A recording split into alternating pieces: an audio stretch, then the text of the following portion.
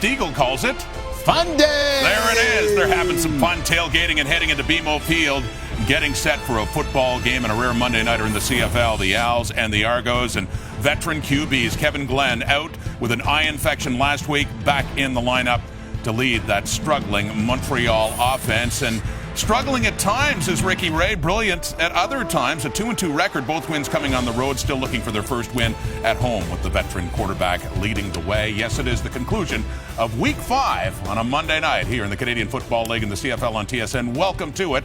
I'm Rod Smith, the panel of Milt Stiegel, Matt Dunnigan, and Chris Schultz. Keys to the game tonight. Deron Carter. Coming into this year, the Montreal Alouettes, they had two number one receivers, S.J. Green, Deron Carter. S.J. Green is out. Now it's time for Deron Carter to take over. Last week, I think he said his girlfriend said that the offense was boring. Well, make it exciting, Deron. You also said you are the number one receiver in the CFL. Well, your numbers don't show that. You have the potential to be that. So, Deron, well, that's a good eye right there. I'm watching you, Deron. I'm watching you. Hey, I'm going to stay on the Montreal side of the ball as well offensively. We know they're struggling against this defense tonight, Rich Stuber-style defense, and what the Toronto Argonauts like to do schematically. I think that Brandon Rutley and certainly Nick Lewis are going to have big games, because when a defense drops off, you're going to have the run game underneath, and then you have a lot of zones for this veteran guy, Nick Lewis, to sit down in, which he thrives, because he can't run away from anybody anymore. He's got to find those holes in the soft zone, Sochi, and run the football. So I think Rutley and Lewis have got to come to life to get this offense going. For the Toronto Argonauts, I have faith. I have faith in Rich Stubler's defense that it's going to progressively improve. I have faith that the Argonauts are going to cover kicks and they're going to return kicks effectively. I have faith that they're going to protect the ball effectively. No turnovers last 3 games. But what I want to see, what I want to gain faith in, is Ricky Ray's deep ball and his completion of those deep balls. Yes. He's an accurate deep ball thrower. If you got a one-on-one, put that ball where the receiver gets it, the defensive back doesn't get it. Take the game over Ricky Ray. Don't be so systematic. Go for something that's exciting. Make it happen. Amen, Schultz. Way to preach that, Chris. Deep ball. You got to protect big game in the East. Both of these teams have lost to the other 2 teams in the East, the Ticats and the Red Blacks, so that much bigger for the Alouettes and the Argos. We have the kickoff from BMO Field in Toronto coming up here on TSN. Black and Dwayne Ford. CN Tower, not too far away underneath on a hot, sticky one tonight in downtown Toronto. The Argos and the Montreal Alouettes. It's bounce back week and a short work week for both teams. Absolutely, and feeling a little bit of pressure in this early season are the Montreal Alouettes and Toronto Argonauts. For Montreal, they hope that this guy, Kevin Glenn, starting quarterback, returning to the lineup. The hope is that his veteran presence can provide a lift to an offense that struggled last week. And a guy who always aims to make Kevin Glenn's life a little difficult, Ricky Foley. You see the career numbers. He looks to add to those this evening. Both the Alouettes and the Argos, 2 teams that win on the road. Scott Milanovich can't figure it out, but he wants to get the win here, finally get the pure baptism at BMO Field against Jim Popp and his Alouettes. Will play just 4 days from now, beginning 3 games in 11 days. The Owls and the Argos tonight at BMO Field, and one of the rare ones. Beautiful night, Monday night football, Canadian style, ready to kick it off here. Boris Beattie puts his foot into it. Larry Taylor back to return. The former Alouette returner brings it up near the 18-yard line. Guy who keeps climbing the ladder. CFL record books. Ricky Ray and his Argos trying to bounce back from their loss against the Ottawa Red Blacks. Looking for their first win here at home. The Toronto Argonauts continue to be very accurate in terms of their passing game. Looking to get that ball down the field a little bit. Haven't had much of a vertical stretch game thus far. In that game against the Red Blacks 12 days ago, they had a lead, gave it up. Scott Milanovich said, we couldn't get out of our own way. Here's a 3-man rush out of the gate. Out of the backfield is another former Alouette. Great connections, great ties on both of these teams. That's Brandon Whitaker. Brandon Brandon Whitaker catching the passes, the check down guy. He is the leading receiver in this Argo team thus far in terms of catches. You heard the fellas talk earlier about Vidal Hazelton. He's one of those guys who's going to have to be important in terms of pushing it down the field. An experienced offensive line. The keys of those two guys at tackle. Josh Burke, the former Alouette, facing his old team, and Chris Van Zyl. Two teams not very good right now on second down, and the Argos, Ricky Ray goes down. Pressure again against Ray and the Argonauts. It's a very quick 2 and out as they can't convert on second down.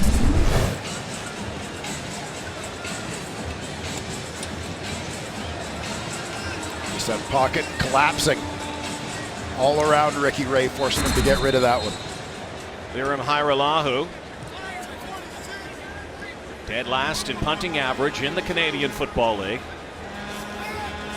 42 yards a kick. Is against the wind here. The wind could be a factor later, but this is a good boot into the breeze. Steph Logan, far side, has a seam. Look out! Logan still on his feet. Knocked out of bounds. Great return by Steph Logan, one of his best as an Alouette. Brings it inside the 40-yard line of the Argos. And this is just a nice job by Steph Logan, catching the ball in the air and getting north-south in a hurry. A lot of times there can be that temptation to try and outrun people to the wide side, but he has faith in his blockers. Short side return is called. He just gets it turned up. Kevin Glenn missed a game, the last game for the Alouettes, with an eye infection. Their loss against the Hamilton Tiger Cats, they couldn't get anything done offensively.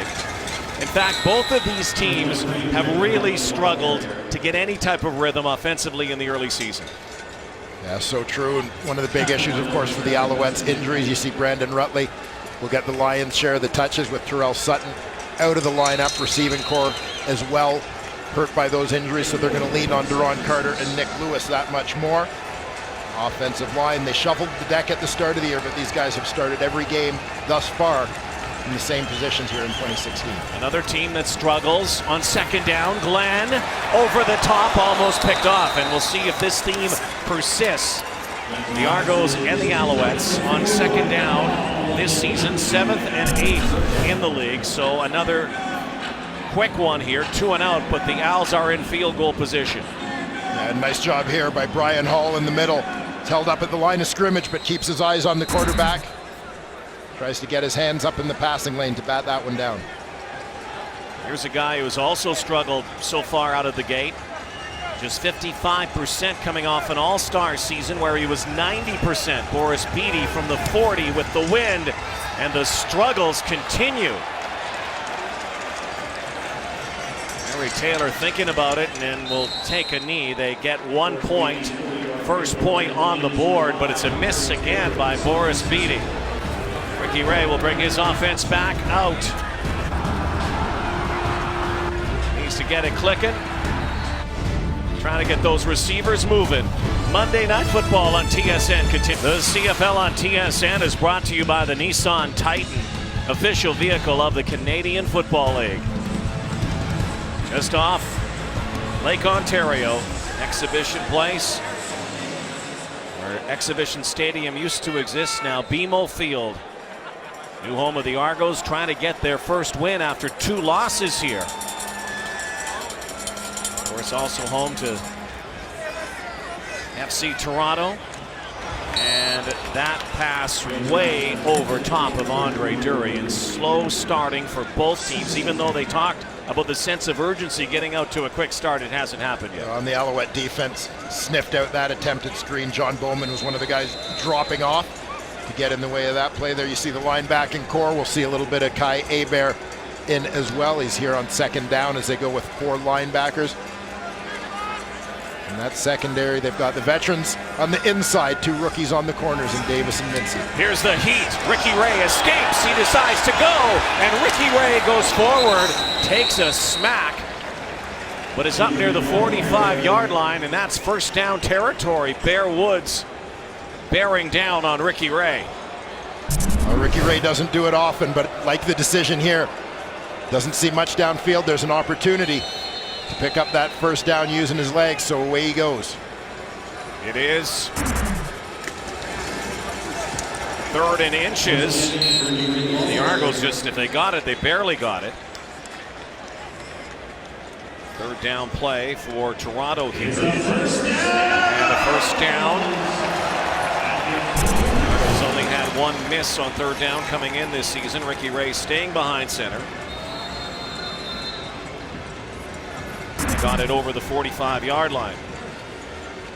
So our first down here tonight. There's Bear Woods. Missed almost all of last season with injury. The Alouettes so happy to have him back. Look how they load up the line here, and will they bring the house?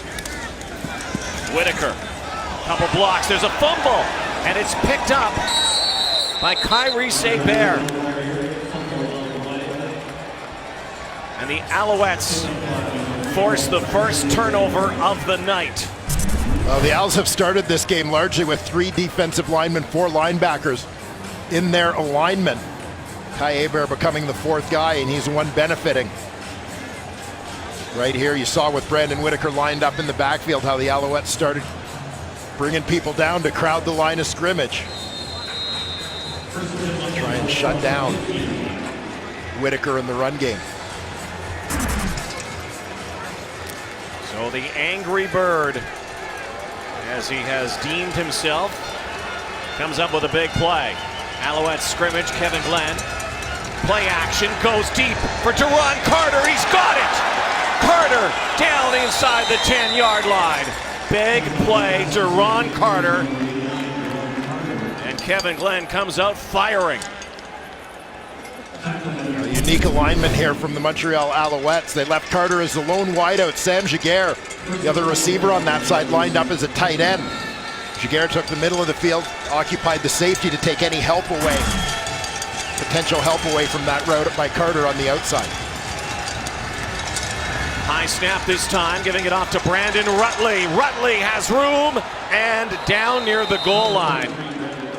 Looks like they're going to spot him just outside the goal line near the 1-yard line, so it will be second down and goal now. There's Rutley, who is filling in for the injured Terrell Sutton, although at times they've had both Rutley and Sutton in that Alouette backfield. And that's a good hard run by Rutley, but a lot of the benefit, a lot of the credit on that run goes to those blocking, not just the offensive linemen, but you saw the receivers, including B.J. Cunningham, getting after their men downfield. Second and goal, they stay in shotgun, and Rutley carries a convoy over the goal line.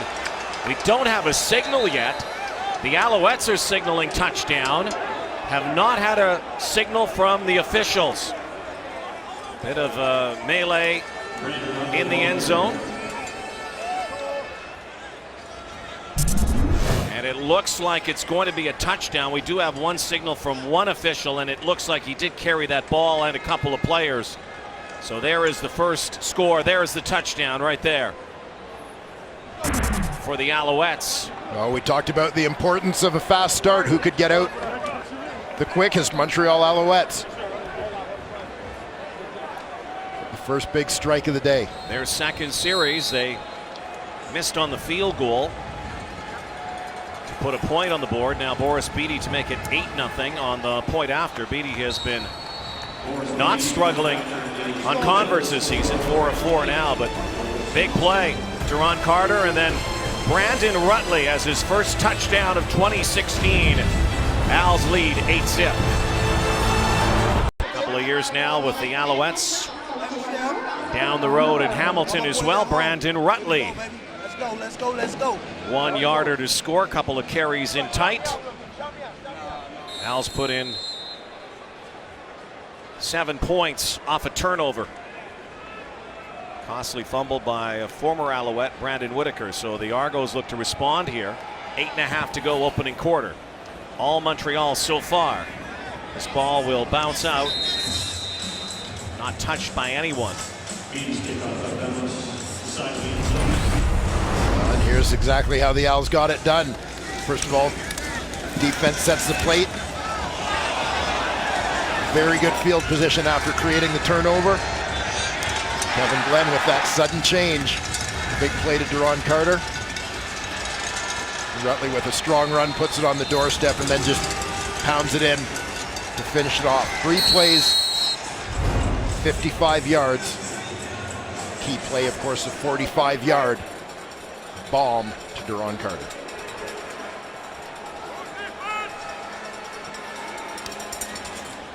Ricky Ray now back at work. Lobs it over the top for Whitaker. Really hangs on to the ball this time. Half the first down yardage. Well, the Argos, the Owls, and the Hamilton Tiger Cats, all very similar. Great on the road so far. Winless at home. And you see the difference in terms of their numbers, home and away. And, you know, I suspect that part of the thing for the Toronto Argonauts, quite frankly, is you look at veteran players on their team. I mean, they've played in every other stadium in the league more than they've played here. Good point. Right? This isn't where they practice. This is where they are on game day. So they're still figuring this place out as well. Play action and out of the backfield. And brought down is Anthony Coombs. Manitoba Bison. And the Argos will move the sticks here. And if you think about the identity of this Toronto Argonauts offense and the way it's evolved over the last couple of years, you go back 3 years ago and it was a lot of short passes to Chad Owens and Andre Dury, a lot of stuff close to the line of scrimmage, let those guys get it done after the catch. Last year it evolved a little bit more to pushing the ball down the field. They had the big receivers. Torrey Gurley, Kevin Elliott, both out of the lineup tonight. And it seems like the Argos have gone to more of that check down game. I mean, coming into this ball game, Brandon Whitaker, their running back, is the guy who leads the team in catches thus far.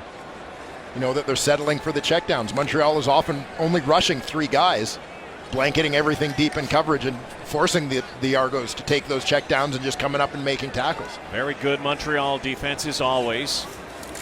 Now they bring some pressure, and on the far side, Vidal Hazelton has his first catch of the night. And the Argos leading receivers.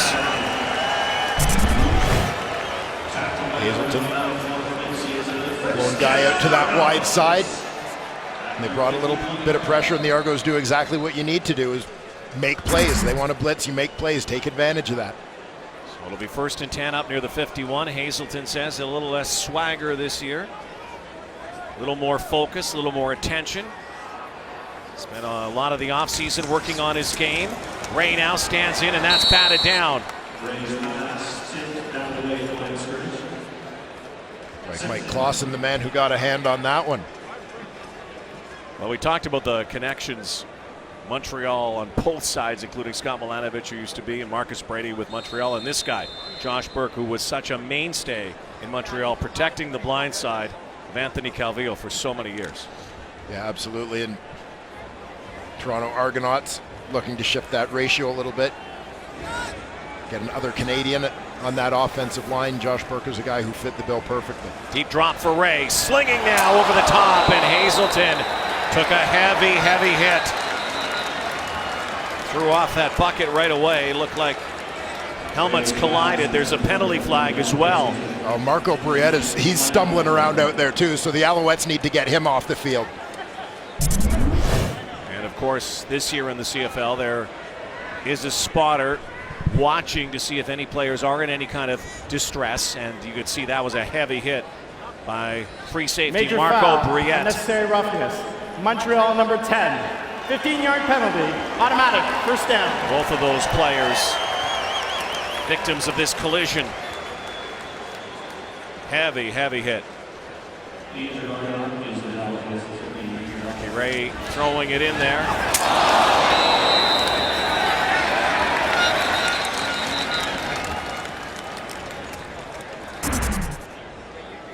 The kind of hit that used to be kind of glorified, quite frankly, in the game of football, but not now. No, with much more awareness, obviously, in terms of player safety. Exactly the kind of thing that they're looking to eliminate. As you see, it's not just the receiver paying the price, it's both guys that are far worse for wear here. We will step aside and come back to BMO Field in Toronto. The Alouettes lead 8-0. Continues. Week 6 kicks off Thursday Night Football. Blue Bombers in Edmonton to take on the Eskimos.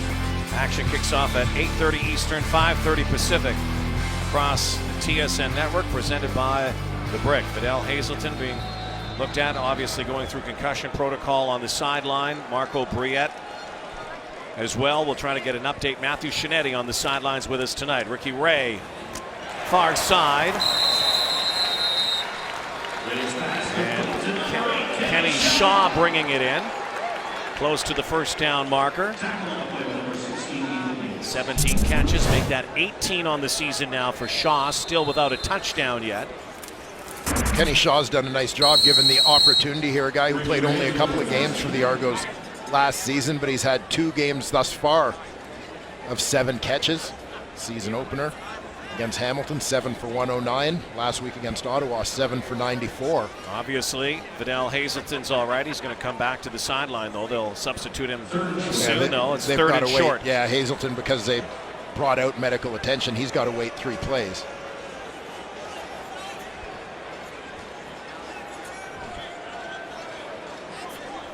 Good to see him back in the lineup. The Argos, like the Alouettes, have been dealing with so many injuries in that receiving corps. So this is third again in inches. Last time the Argos barely made it. They bring out Cody Fiardo, their third-string quarterback out of Nevada. Fiardo had a touchdown in their last game against Ottawa. Fiardo goes right side. It's a hit from Chip Cox, but first down Toronto. Under 4 minutes to go here in this first quarter. And I like the play call here again. With the troubles that a lot of teams have been having in the short yardage situations, you don't want to be too predictable. You don't want it to always be that A-gap plunge in the quarterback sneak. Every so often, mix it up, attack the outsides like that, loosen up the defense a little bit, force them to defend every gap, not just pinch to the A-gaps. Ricky Ray returns, 10th play of the drive. Stands in, another check down here, and a penalty flag as well. Talked about that third down play. Remember when it was, well, I was going to say automatic, but maybe semi-automatic. Now, it's not so automatic anymore. No, it sure isn't. And you've got to be creative offensively, obviously, to find ways to get it done. We'll keep an eye here on Vidal Hazelton on the outside. Illegal contact. Montreal number 16. 10-yard penalty. First down. Tom Valesi's our referee tonight. So illegal contact. He can only make contact within the 5-yard area. And then after that, anything else is called. Ethan Davis. Or Troy Trojan. Guilty party that time. Getting close to that red zone. The area between the 20-yard line and the goal line. The Argos have been very efficient in the red zone so far early in the season. They've got to get to that red zone, though. Brandon Whitaker, only a couple yards, so they're going to be throwing this time. Second down and 8 to go here. Trying to match Montreal, who had that early touchdown. Both of these teams have been slow starters. Again, early in the season, it's tough to read into numbers and stats early on because they get a little skewed. Still, though, the trend has been for both teams to come out of the gate a little slowly. Look out, Ricky Ray is going down. Javon Johnson on the blitz. Free ride to the quarterback. The first sack of the ball game. You know, in Noel Thorpe's defense, everybody's going to get a chance to rush. This time it's the halfback, Javon Johnson. Creeping up to time it. Hits it on the run. So the running back, Brandon Whitaker, pinched down inside on that one as it looked like there was a threat coming off the tackle. Lirim Hairelahu puts this up, and he's been almost automatic this season, but misses it. And Steph Logan may have thought a little bit better about taking up a knee and giving up a single point. A long field now for Montreal. Just before this game began, love in the air, Nick Lewis, Jim Pop.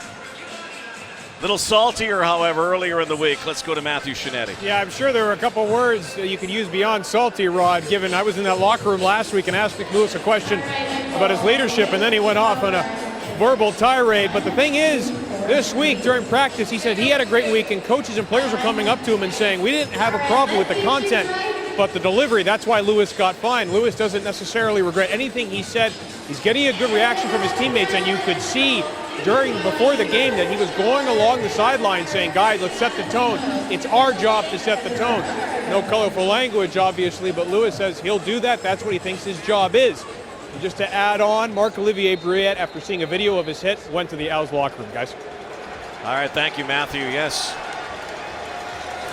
Kind of doing an Andrew Dice Clay impression earlier this week was Nick Lewis, but I'll tell you one thing. Heart's on his sleeve, a lot of passion, and this guy hates to lose. I think if you accept losing, if you accept not being able to go out and move the ball, and you accept being less of being inferior to other teams, and that's wrong. And I've always wanted to win. I've always wanted to be known as a winner. And for a large part of my career, we won a lot of games. And I just trying to bring the same attitude, bring the same approach, and just let people know it's not good enough. Well, Nick Lewis is a two-time Grey Cup champion, one of the greatest receivers in CFL history for a reason. You saw Duron Carter, that ball was right into the sun there, and I think it might have been a little low anyways, but now Montreal has to boot it away, and Toronto could get very good field position here. Well, and this goes back to the decision by Steph Logan after the missed field goal to bring it out rather than giving up the point. It's too much of a field position game to take that risk. Well, Boris Beatty has a big foot. Will he give up 2 or will he boot it out? He is going to kick it, and it's with the wind. High floater. Larry Taylor trying to get it outside. Now comes back, reverses field. Taylor now shimmies up near the midfield stripe. Well, we heard about Nick Lewis and what he had to say, and his coach said he had to find him. Nick's a great leader. He has since the day we've had him. He's very passionate. I don't want that to go away. I want guys to have passion. I want guys to be turbulent at times. I want guys that people fear on the field at times, you know, how they play. That's part of the game.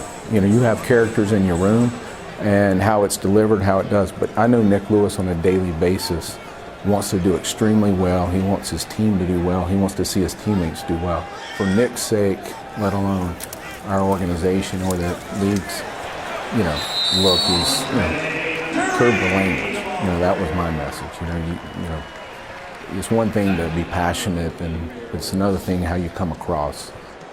Well, again, it had to do with the language and Nick Lewis being a passionate guy, and you don't want kids to hear that kind of language, or anybody else for that matter, or my grandmother, parents. But at the same time, Jim Pop's been busy finding players in Montreal this season. It's been that kind of year, and already some adversity as they try to dig out on the field and off. They certainly have the talent. Trying to get a win here tonight in Toronto and spoil the Argos party again. That's 1 quarter down, and the Owls off to a good start. Steph Logan, turnover that turned into a touchdown thanks to Duron Carter. It's tailgating tonight, Monday Night Football. Stay with us. Second quarter straight up. Toronto Argonauts offense right now not being able to get going. They haven't scored points in their last 2 quarters. The Montreal Alouettes also haven't given up points in their last 2 quarters. Yeah, well, Montreal is a team that you know is going to lean on that defense a little bit, even when they do have all their horses on the offensive side of the football. Their D is their identity. Their D created a turnover tonight that put them in position to get this lead. Talk a little bit, Dwayne, about what the Argos are facing here tonight. And it's early in the season, and I think panic's a little bit too strong a word, but at some point, you'd like to get a W at home. Find a way to win in this stadium, like you said, that they're not really used to in the first place. Yeah, and as much as anything, you just don't want it to become something that people spend their time talking about, or that it's anything that the players worry about. You just kind of want to get that monkey off your back so you can go about your business. Ray's got lots of time now. That pocket closes on the far side. Now for a first down is newcomer in his first CFL game tonight, Devin Wiley. replaces Torrey Gurley, the injured Torrey Gurley, in that Argo lineup. And keep an eye here on Anthony Coombs.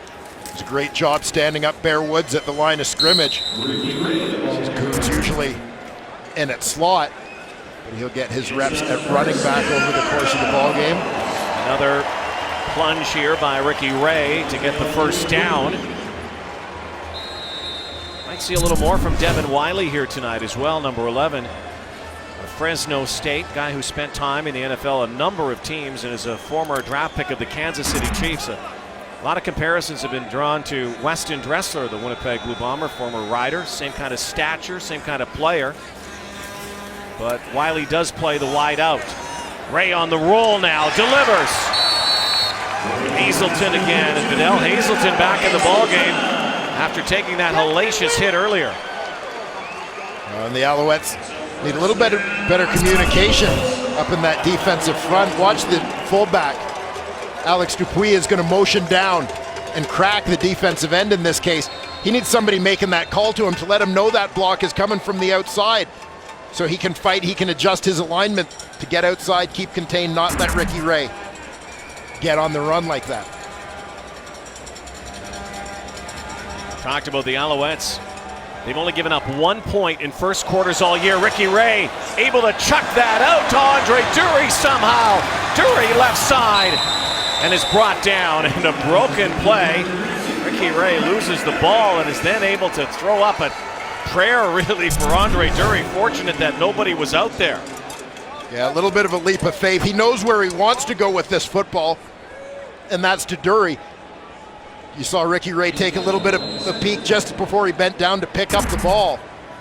Knew at that moment that there was some room around Dury, that if he could just get it out there, there was going to be a chance. Another second down here, important one for the Argos. Early second quarter here, trying to put some points on the board. Liram Hajrullahu missing a field goal earlier. Here comes that heat again. Ray goes end zone, and it's a touchdown for Kenny Shaw. His first.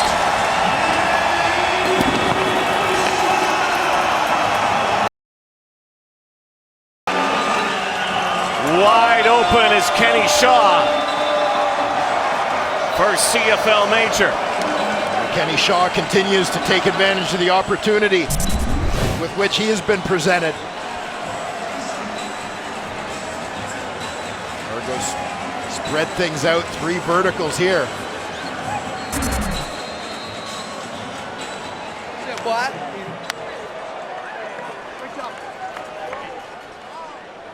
7 plays, 55 yards. Took 3 minutes off the board and converted by Liram Hajrullahu.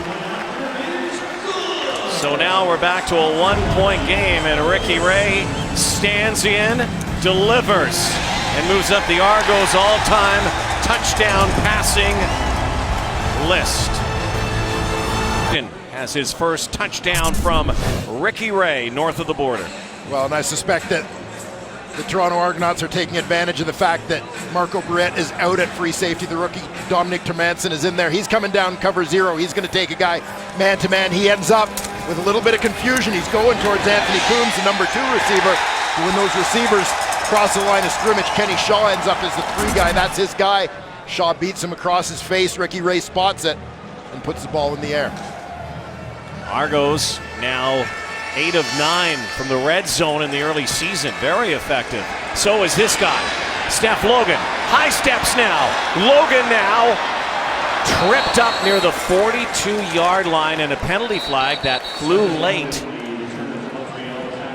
Well, Ricky Ray, we talked about moving up that all-time list for Argo quarterbacks. Conridge Holloway, all-time 98 touchdown passes. Ricky Ray passes Damon Allen.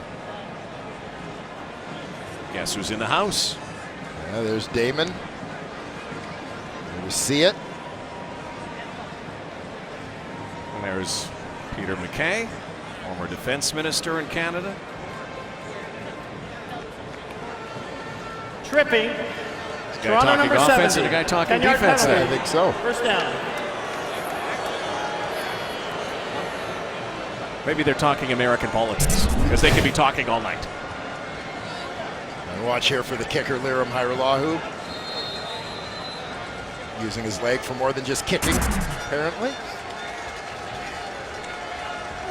Kevin Glenn now back at it. Two veteran quarterbacks here tonight. Nick Lewis's first touch. Flag flew on the far side. You look at what Kevin Glenn and what Ricky Ray have done through the years, both in the top 10, both veteran quarterbacks in their 30s. Ricky is 36, Kevin is 37. The only difference is Kevin Glenn has never won the Grey Cup. After review by the video official, there is no flag on the play. I suspect the flag was initially thrown with the belief that there was a block that came too early, or an illegal man downfield. Ricky 102, 92 and 1 lifetime. There's the all-time passing leader in CFL history, Anthony Calvillo, the offensive coordinator now. Legend to coach. Kevin Glenn 92, 91 and 1. 50-50 quarterback through the years. Brandon Rutley. Keon Raymond got to him. And it looks like it will be a first down. It is down to the 48-yard line. Both offenses now gaining some traction here in this game after slow, cautious starts. Nice effort by Rutley there after the catch. Much like we talked about with the Argo offense earlier, the check down was the only option there. It's only a 3-man rush. 9 people dropping in coverage. Logan. Rare handoff for Steph Logan out of the backfield. Something they want to try to establish. And again, we have some extracurriculars, and we also have an injury back near the 34-yard line.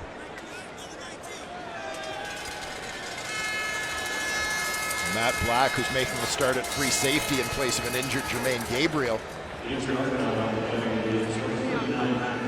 Toronto native, Matt Black, veteran with the Argos.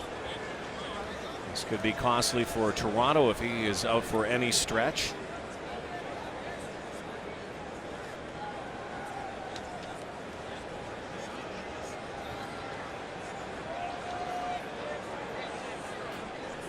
Black went down a few yards behind where the tackle was made, behind where all the traffic was. Didn't look like there was any collision of any sort. We'll have to see. 10:27 to go before halftime. 1-point ball game. Monday Night Football, Canadian style, continues.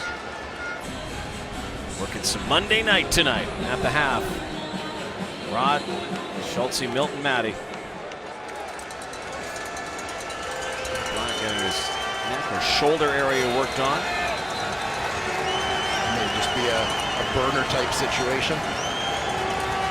Glenn marching the football here. Once again, they utilize Rutley out of the backfield, and he scraps for more yardage on that far sideline. Eventually knocked out. A bounce by Keon Raymond.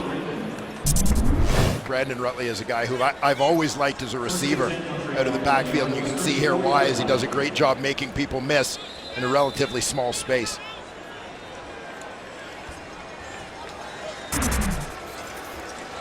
Another 1st and 10 for the Alouettes. Team that came into tonight last in the CFL in points scored in most offensive categories. Now Jerron Carter trying to slash outside and straight arming a couple of Argos.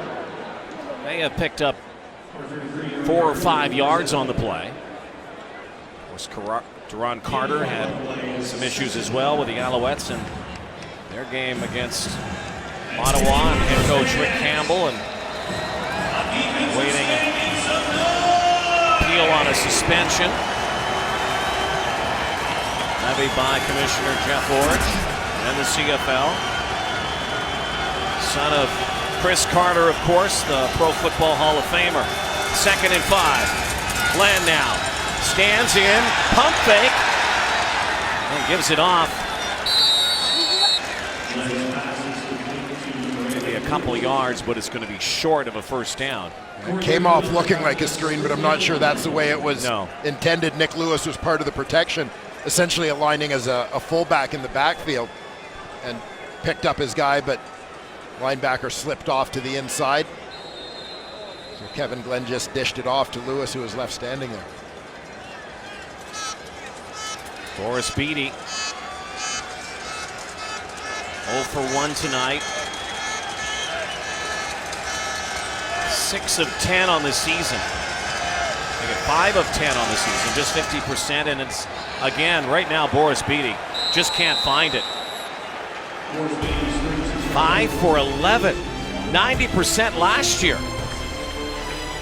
Yikes.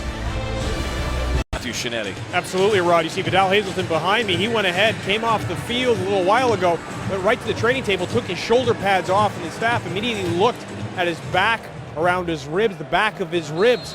No indication if that's any connection to the hit he took with Marc-Olivier Brouillette. Speaking of Brouillette, he's on the Owls sidelines currently on the stationary bike, guys. Well, that was such a big hit. I wouldn't be surprised if it did have to do with that. We'll update more from Vidal Hazelton and Marco Brouillette. There he is, putting those legs on that stationary cycle on the sideline. Yeah, I'm not sure if we'll see him. He's sat out the last couple of defensive series for the Owls. Ricky Ray behind center, second down. Dives forward. Had to get over the 45-yard line. And on the other side, Vidal Hazelton. And you can see in some pain on that sideline as they continue to work on him. So key players out right now on both sides. Bates in the game right there, number 88. A whole different kind of sophomore jinx for that Argo receiving core. They had all those second-year players. Deontay Spencer was the first one to go down coming out of camp. Then Kevin Elliott. Most recently last week, Torrey Gurley, now Hazelton. And on the near sideline is Anthony Coombs. Boy, Ricky Ray somehow got that ball underneath the oncoming Montreal Alouette. Chip Cox right in the vicinity. Watch this. Ricky Ray has always had a knack for just changing the angle of his arm. Change up that release point as he sees oncoming rushers. I'm able to slide it around Chip Cox.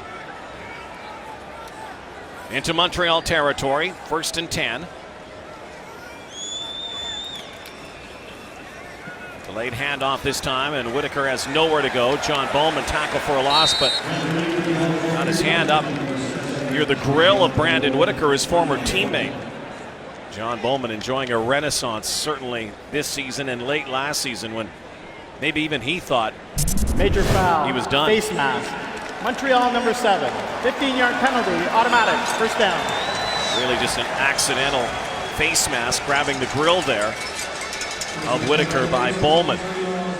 Yank. 15-yard penalty brings it down to the 37 for the Argos. Jim Pop telling everybody they have to clean up their penalty situation coming in. Second last coming into the game tonight. Way too many calls. Andre Dury, Billy Parker can't bring him down, and then Dury is finished off by Kai Hebert.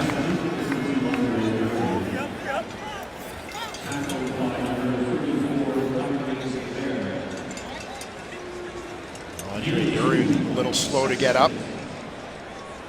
He's a guy who's been severely limited by injuries the last couple of years. He comes out of the backfield to the flat before getting involved in this collision.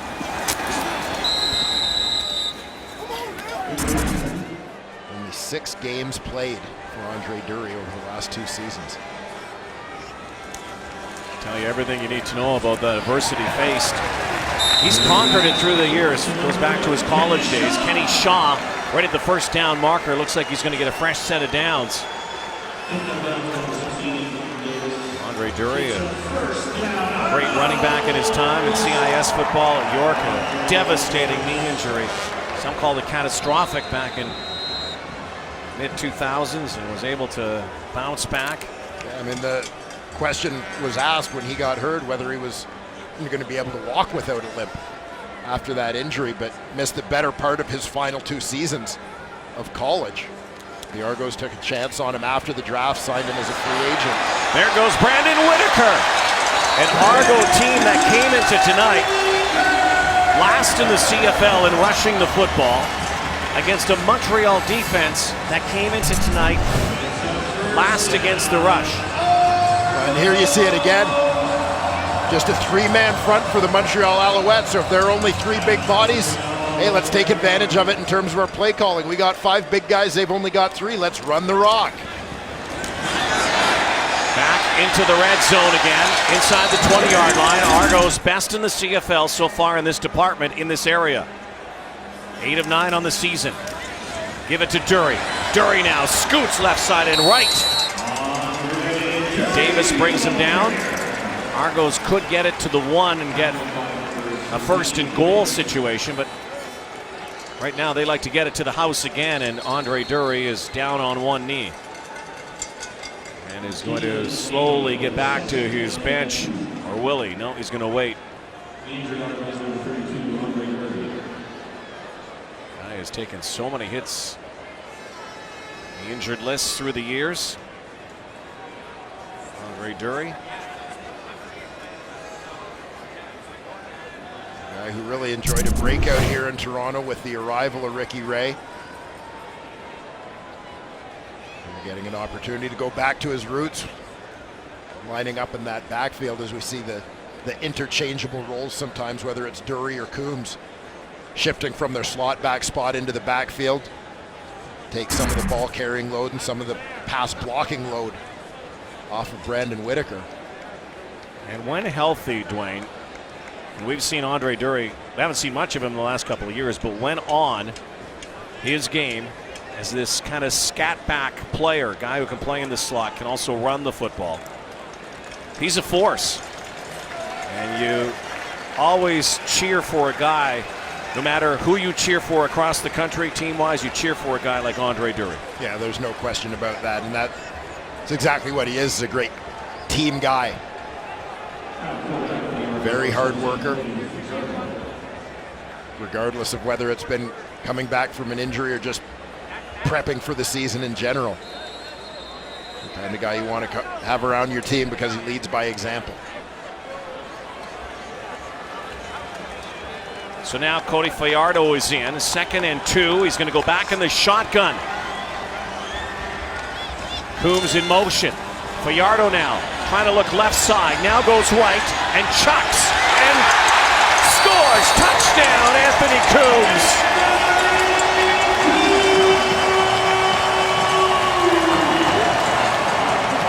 The Argos take the lead.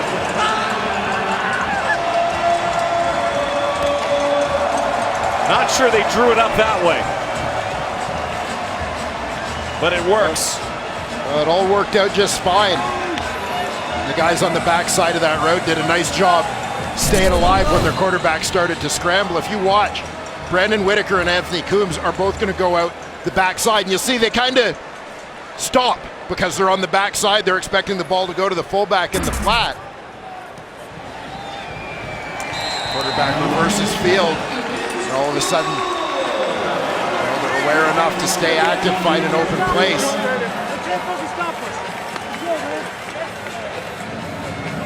Liram Hairolahu converts. How about Cody Fajardo? His last game with the Argos had his first CFL touchdown. Now he has his first CFL touchdown pass as Anthony Coombs has his 2nd score of the season. You see, it looks like there's a shot to the fullback, Dupuis, out in the flat on the front side.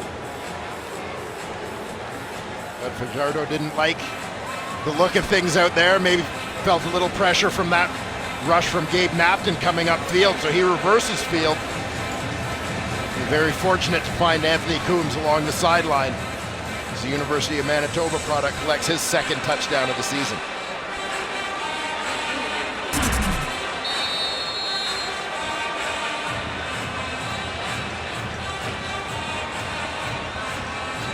So the Argos have a 14-9 lead, down 8-0 early.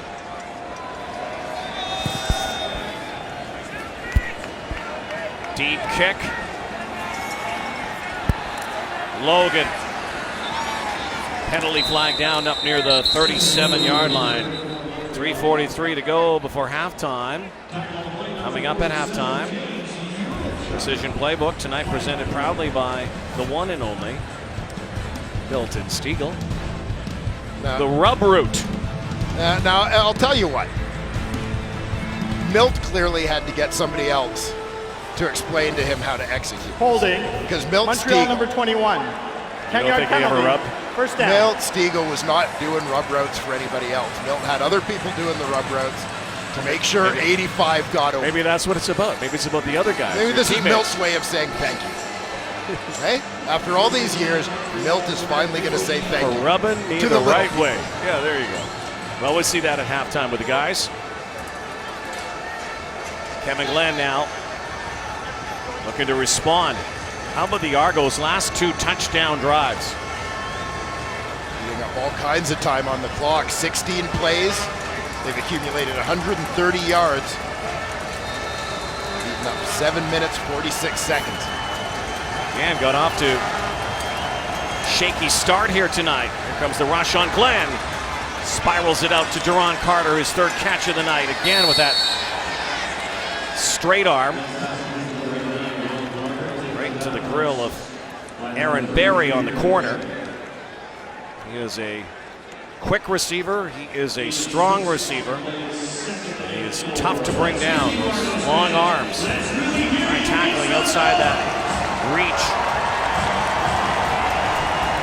Stiff arm, definitely a part of Duron Carter's repertoire. Now Brandon Rutley has some room. Kevin Smith with the tackle. Another first down for the Alouettes as we move close to the 3-minute warning. It'll be 1st and 10 from the 35.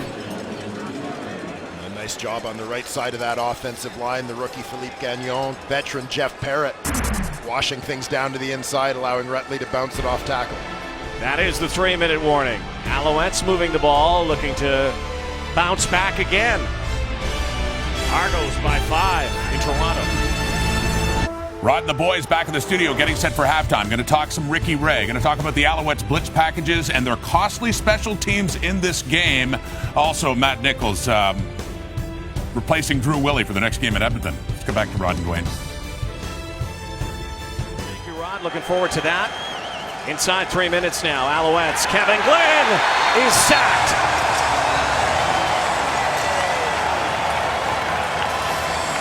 Thomas Gordon. First-year DB. Drew into the ball game at safety when Matt Black went down. He was untouched. That was an easy sack. Former Wolverine out of Michigan. 2nd and long now. Plug and play right now for the Argos. 3-man rush. Glenn now out to Brandon Rutley. Once again, a penalty flag in the backfield. Probably a hold. Rutley escapes here. Has a first down. We'll have to see what this flag is about.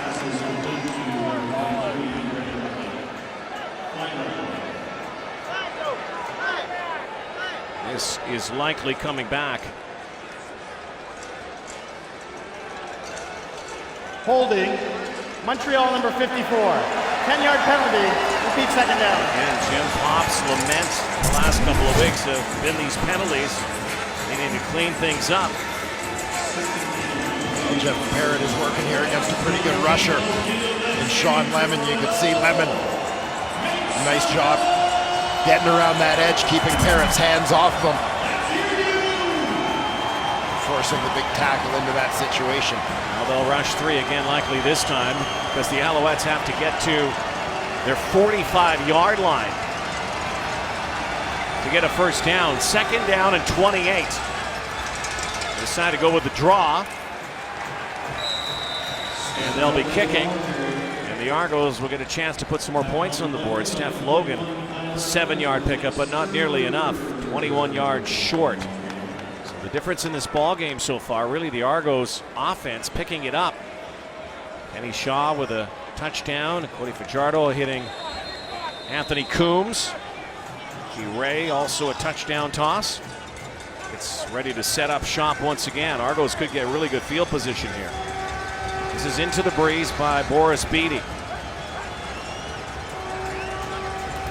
Taylor is back near his 40. It's a bad kick by Beatty. Bounces down now. And Taylor is spun out of bounds. Ricky Ray, after that 2-yard return, turns his offense out here with 1:56 to go and a 5-point lead. Yeah, regardless of the return, not a great punt, which leaves the Argos with pretty decent field position and plenty of time to go to work here heading into the break. Ray is 11 of 15 tonight, as usual, operating at a high percentage. One of the highest percentages in CFL history. Ricky Ray, 98 yards and a touchdown. Scott Milanovich, former quarterback himself, watching. Here comes the blitz again. Hebert chasing Ray. And back in the game is Andre Dury, dragged down from behind.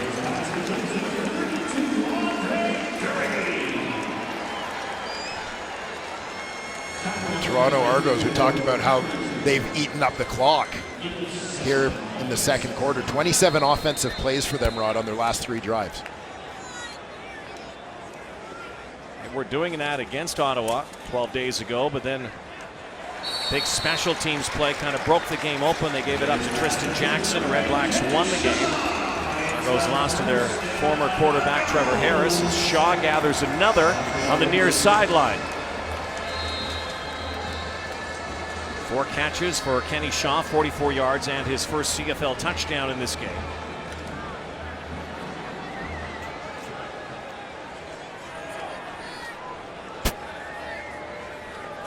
First and 10. The 45.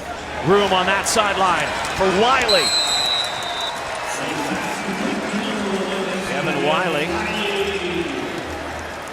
Sacramento, California, free agent signing in April by the Argos. He's been around here for a while. They knew what they had, and opportunity knocks tonight, Dwayne. Well, I'll tell you what, Rod, they're giving him a huge cushion as the receiver out to the wide side. I mean, he's got all sorts of time out there.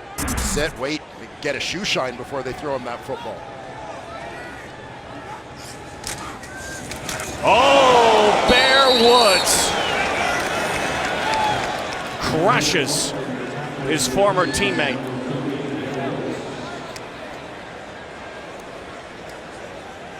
You ever run into a bear? Or get run over by a bear? Here's how it feels. Oh, Bear Woods times this up perfectly.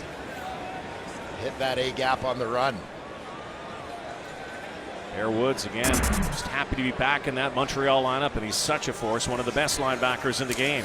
Ray now drops and looks at a curl pattern. Oh, wow! Kenny Shaw, you did not do that.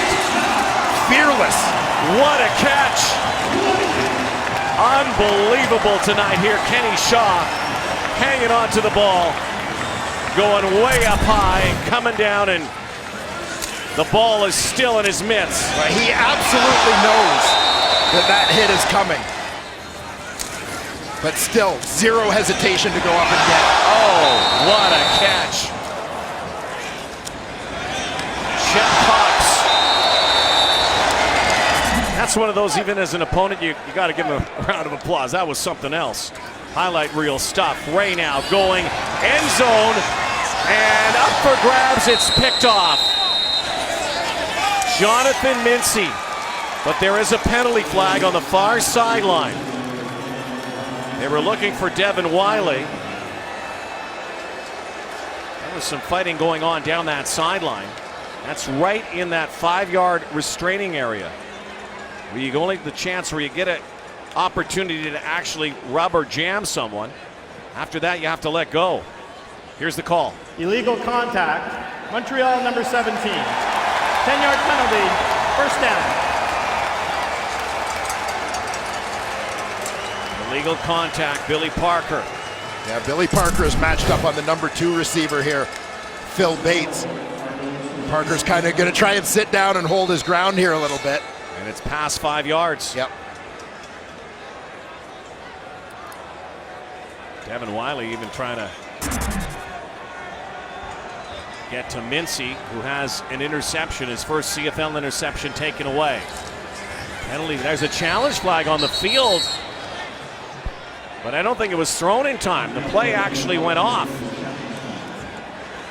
And there was a whistle, so Montreal is going to challenge this, and they may challenge offensive pass interference on the other side too. I don't know what they're going to do here.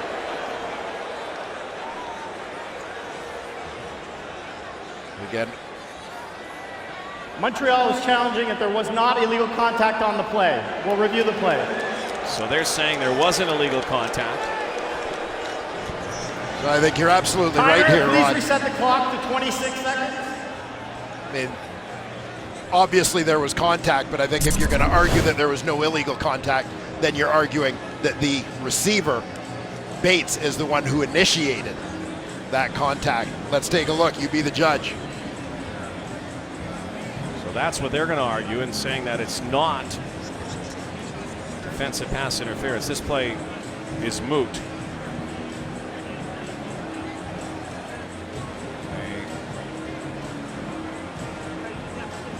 The yellow flag just in the bottom corner of your screen. Ref official just caught it. Command has it. There's the interception by Mincy. Great play by Mincy on the outside. So again, let's see what this is. After review, the ruling on the field is confirmed. There was illegal contact. First down, Toronto. So that challenge doesn't work for Jim Pop.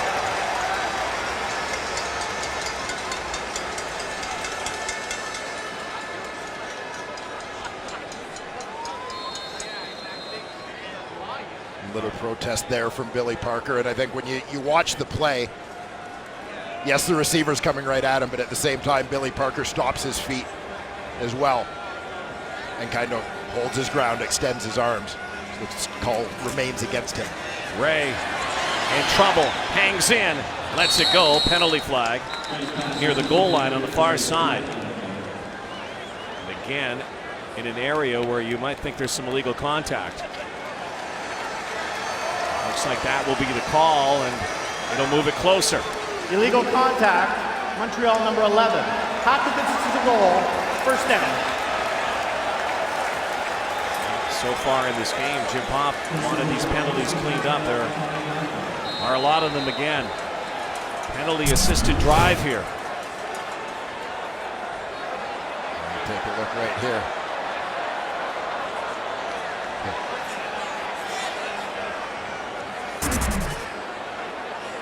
So first and goal. Now that one, by the way, looked to me more like it was initiated by the offensive. Exactly. Ray now out of the pocket, tosses it away. I agree with you there. That might have been one that you could have actually thrown the challenge flag and got that one. Again, part of the strategy of the challenges, you want to now preserve that other challenge. Now before that, Ricky Ray had 11 straight completions. Nowhere near Jeremiah Masoli with 23. New record. Rather unconscious second half for him. Looking end zone again is Ray. And it's caught! Touchdown! Devin Wiley. First CFL game, first CFL touchdown. Let's take a closer look at this one, because it looked to me like as Wiley was on the ground, there was a little bit of a double clutch there. I'm not sure if he just shifted to make sure he was over the goal line or if he lost the ball. We can see it. Every scoring play is reviewed. I think that bottom tip hit the ground. We'll see if we can get a closer look right here. This will be the replay. The previous play is under review by the command center. He may have had his. Yeah, tough to say. I mean, it looks underneath that. The left arm is definitely, the left hand is definitely under the front of that football. The question to me is the back of the football.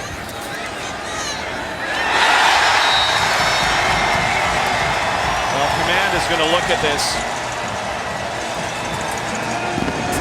Several different angles. 8 seconds to go before halftime. Here it is. After review by the command center, the ruling on the field is confirmed. Touchdown. Devin Wiley, welcome to the Canadian Football League, young man. Guy who played in Kansas City with the Chiefs, also played in Tennessee. Thrown into the action tonight. And thrown to by Ricky Ray. He reels in his first CFL touchdown. Well, the replacements have been getting it done in that Argo receiving corps. Kenny Shaw, now Devin Wiley, contributing with majors here in the first half. Ricky Ray, 2 touchdown tosses. Cody Fajardo also 1. Scott Milanovic has to like this offensive showcase so far, but as he said yesterday, and I'm sure has been talking to his team all week long, the Argos also had a lead on the Ottawa Red Blacks last time out.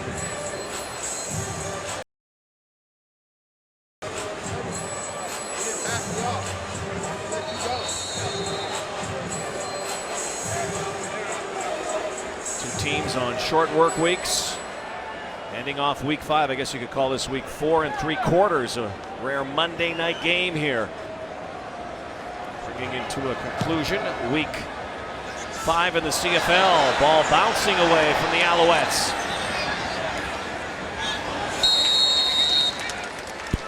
Samuel Giguère up and gets it. So pass interference plays heavily in that last drive, Dwayne. Yeah, Argos get a penalty-aided touchdown. That one went against Billy Parker. Now this is the one, watch Kenny Shaw. I mean, that to me is just a collision, you know, and I know there's a desire to not try to judge intent in play calls, but you know, if Jim Pop had a crystal ball, I suspect that might have been the one he challenged rather than the one on Parker. Well, we've had a flag-filled first half. Alouettes had an 8-0 lead, but it's been all Argos sailing right now as we get ready for the second half and send it back to the studio. Here's Rod in the game. Montreal Alouettes, Jonathan Woods, a.k.a. Bear, with Matthew Shinetti. Bear, everyone could see the tone you tried to set with that hit on Brandon Whitaker. What was the message in the locker room about taking that energy into the second half? We want to score on defense, score on special teams, score on offense. Keep being physical. That's the nature of the game. In terms of the penalties, how do you guys weed that out in the second half? You know, we just got to play our technique, trust it, make them check the ball down, and rally valley time. Do you enjoy these opportunities to be a leader in the locker room? Leader in the locker room at this time when your team is down? I'm going to be a leader between these white lines in this next 30 minutes. Thanks, Bear. Thank you. Well, you can see the focus in his eyes, but do the Alouettes have it in them to rally back? Kevin Glenn, first pass was 45 yards, and then after that, they didn't have any big plays. Very limited offensively. The Argos did a great job, basically, of taking Montreal's game plan, forcing Montreal into the checkdowns. A lot of Kevin Glenn dishing it off to Brandon Rutley. Steph Logan now. First outside and will step out of bounds. Argos scored 21 points in that second quarter. Last time they did that, October 2014 against Hamilton. And again, were shut out in the first quarter. Looked like it was all Alouettes early on, but things changed considerably. Now Kevin Glenn needs to get his offense in gear here. An offense that we talked about before. They haven't put up great numbers, and Glenn didn't play the last game, out with that inflammation in his eye. Well, you look at what the Argos did. They chipped away. They did it with a series of long drives. There weren't necessarily a lot of big plays, huge chunks of yardage eaten up, but just consistent drives, a series of well-executed and well-called plays. Now Montreal needs to do the same, take up a little bit of time and get into a rhythm, get some of that momentum back. TJ Heath, injured Argo on that kick. So Kevin Glenn and Ricky Ray, who both operate at a high percentage. 8 of 10, 17 of 21. Just Kevin Glenn again, 45 yards of the 81 came on that first pass. Here's another huge factor: penalties. Yeah, and a couple especially at the end of the Argos' last scoring drive. Like them or not, but 7 of 7 penalties, 75 yards, including a couple of illegal contact penalties that set up that last touchdown. I know what I'm going to give you for your birthday: a yellow flag. Just wrap it up and an orange flag. Everybody else has got one. Yep, everybody's got one. 1st and 10. Alouettes, quick hitter here. And the weapon is Duron Carter. Keep in mind, you know, the Alouettes, and I guess you can look at numbers any way you want, but the numbers would be considerably different if they had S.J. Green, if they had Kenny Stafford right now, if they had Terrell Sutton. This is a team that won't use it as an excuse, but guess what? They've got one. Yeah, but that doesn't get you points. It doesn't. There's no room to use excuses. The Montreal Alouettes aren't going to. It's up to the guys that are in there to make plays. S.J. Green, such a big absence. It's going to be a 2 and gone for the Owls offense. Since 2014, S.J. Green has missed 4 games. Alouettes 0-4. And he's gone for the season. Yeah, no question what a part he is. The key part of this team. He is what a part of the identity of the Alouettes he's been for a number of years. So now Boris Beatty talked about the wind earlier in the first half, and it was howling off that lake, but guess what? All the flags are down right now, and it's a still night at BMO Field. Good kick to the corner here by Beatty. Well played down near the 15-yard line.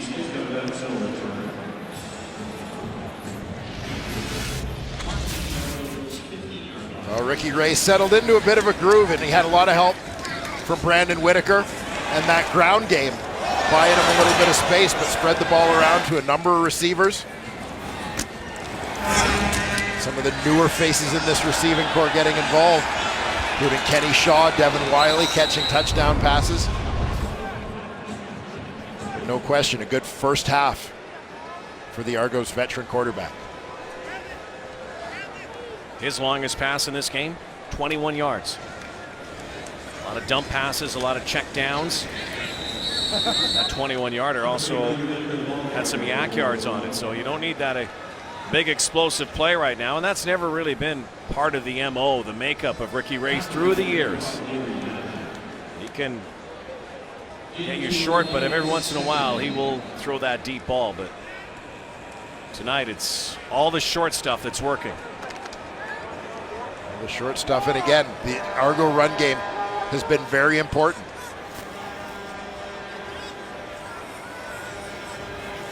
Second and 8. Ray, here's that other dump pass again. Brandon Whitaker, what a move there on Winston Venable. Whitaker close to the first down, had to get to the 25-yard line. Let's see where the spot is. Looks like it might be right on the 25, or no, they're going to spot it a little bit shy of that, or are they? Well, the Alouettes are trying to send both of these linebackers, but you watch here, tight end Alex Dupuis gets a pretty good piece of Bear Woods to slow his momentum a little bit right there. So it is marked a yard short, so it will be third down, and the Argos will not go for it. Lirim Hairelahu. Good boot. Taylor. Javon Johnson leading the blocking. Taylor high-stepping and brought down near the 50-yard line. A 19-yard return, a 56-yard kick. There he is, DC, Duron Carter. Says he's the best receiver in the game. Just to walk that talk. See if he can do it when we come back to Toronto. Find employment in the NFL. November 2nd, 2014. Monster affair against the Argos. Tonight, 4 of 63. His longest catch, 45 yards early on. He is the go-to guy. Downfield, there is the go-to guy, is gone. Touchdown. Wow. Just like that. His longest catch is now 61 yards. By the way, that was ridiculous. Duron Carter, he'll tell you that he hasn't had his best game yet. He says the sky is still the limit, and I'm sure his proud papa Chris is watching. He used to do stuff like this. Had that inside position. Not sure whether there was contact or if A.J. Jefferson just blew a tire there. But regardless, Duron Carter was in perfect position to go up and get that ball. One-on-one coverage, that's a chance Kevin Glenn is going to take every time. I don't got you. Black Lives Matter. Respect, baby. That's all we want.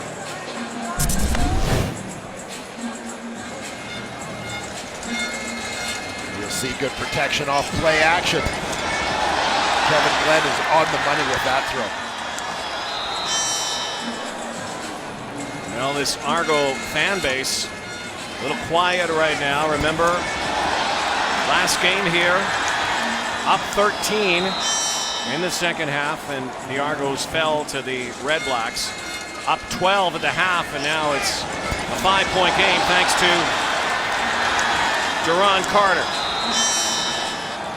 24-year-old silences BMO Field. Kevin Glenn, touchdown strike. Suddenly it's a one-score ball game. The Alouettes finally with a little bit of momentum.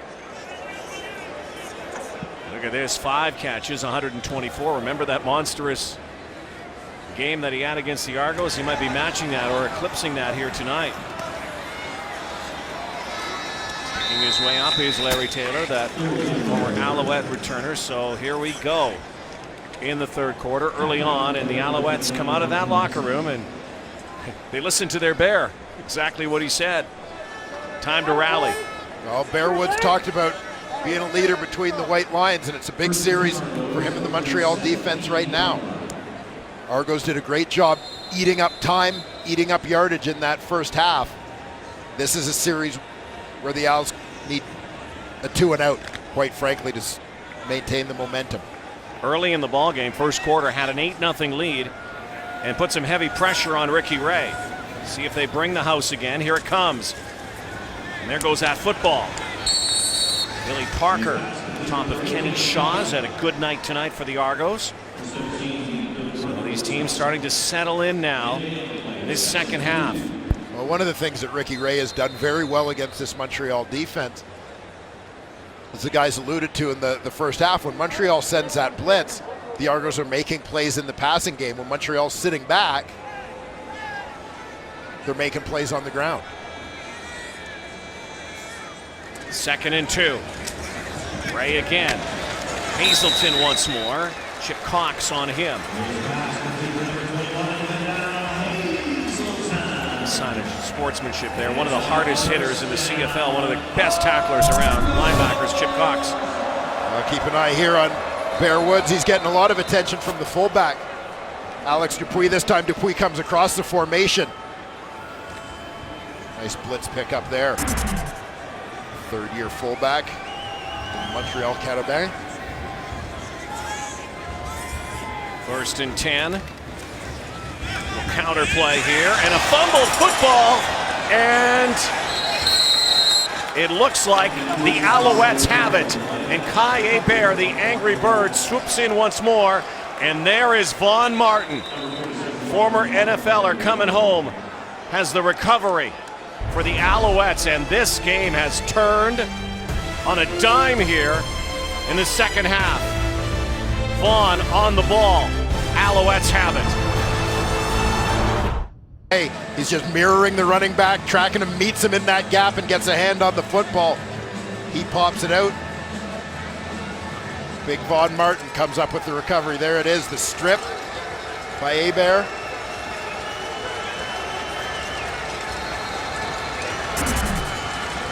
Instant field position. Alouettes, shotgun, Glenn, penalty flag, and it looks like Glenn also got Hand to the helmet there. Let's sort this one out with Tom Valesi.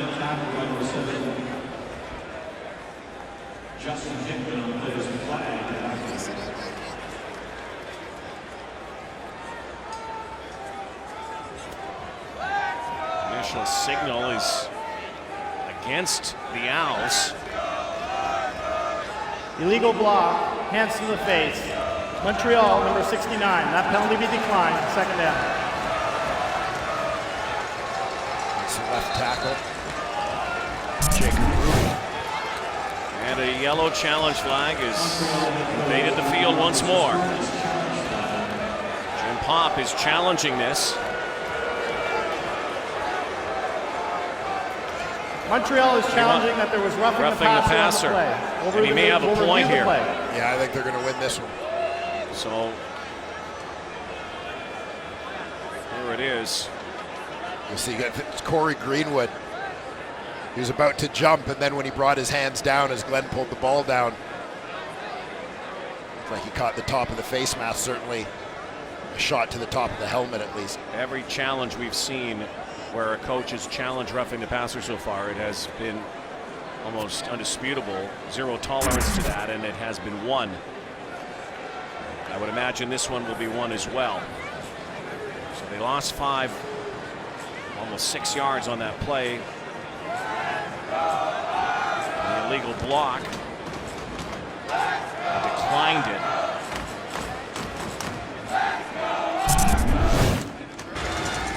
You see Greenwood comes in that right B gap.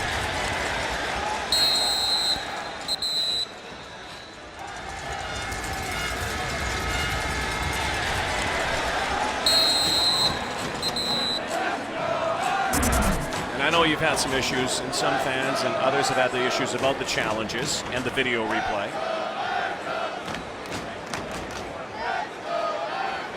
After review, we have roughing the passer, Toronto number 27.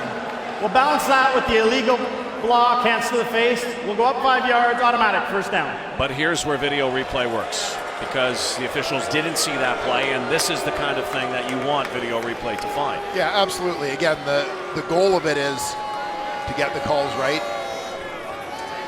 In this case, that's certainly what happens.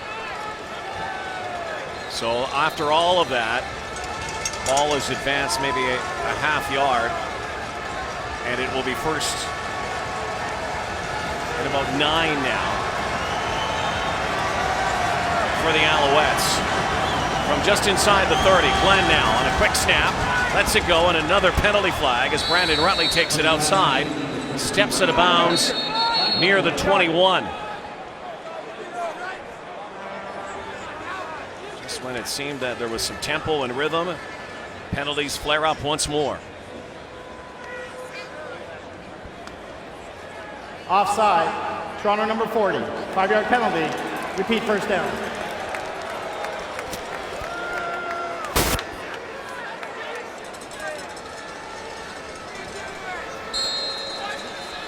We've had 2 turnovers in this ball game, both by the Argos. Alouettes scored 7 early on.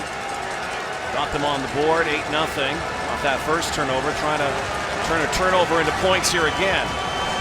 Another 1st and 5, and another short hitter. Nick Lewis now rumbling, barreling, and Nick Lewis inside the 10-yard line. Letting his play do the talking tonight. The hurdle has lost a little hang time, but the net result here remains the same. His vertical's not, he'll admit it, not what it quite once was, but I'll tell you what, he is still a load to bring down. Well, absolutely, and there's longtime teammate Keon Raymond, the man that overruns him. Nick's got a few new tricks in his bag. There's the shovel to Steph Logan. Play that was not going anywhere. Maybe a yard, maybe 2, but it's still going to be 2nd and goal. A chance for the Alouettes to jump back into the lead here. The mad scientist. What is he cooking up in his lab? Rich Stubler. Back with the Argos, a former head coach, has been around the CFL and one of the great defensive minds A guy whose services have always been in demand in this league. Glenn now looks in zone, and it is picked off! Picked off! TJ Heath, will he go the distance? Kevin Glenn knocks him out. Rich Stubler's defense has always been referred to philosophically as bend but don't break. They bent as far as they could, but it was them who came up with the break in the end. Almost broke at the distance. TJ Heath, the pick. Second interception as an Argo. This was a huge one. It sure was, and this is a terrific break to the football by TJ Heath. Watch the footwork. He's the inside guy on the right here.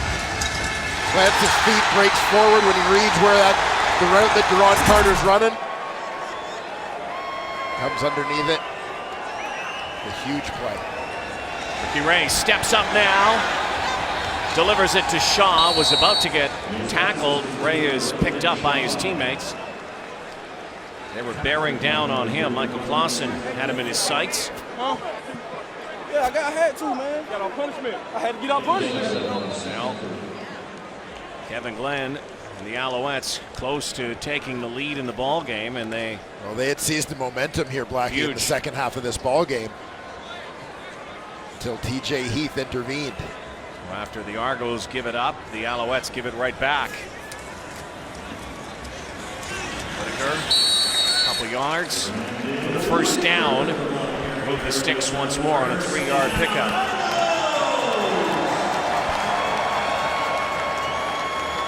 The Argos may have an opportunity following up on that last play where they ran Devin Wiley underneath and slipped him out into the flat.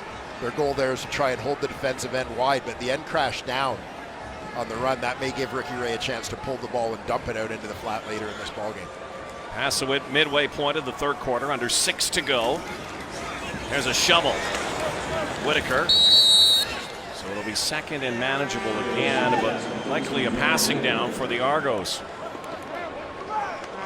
Ricky Ray coolly dishes it off to Brandon Whitaker, who used to be the feature back, the star back with the Alouettes, of course. CFL All-Star back in 2011, the former Baylor Bear.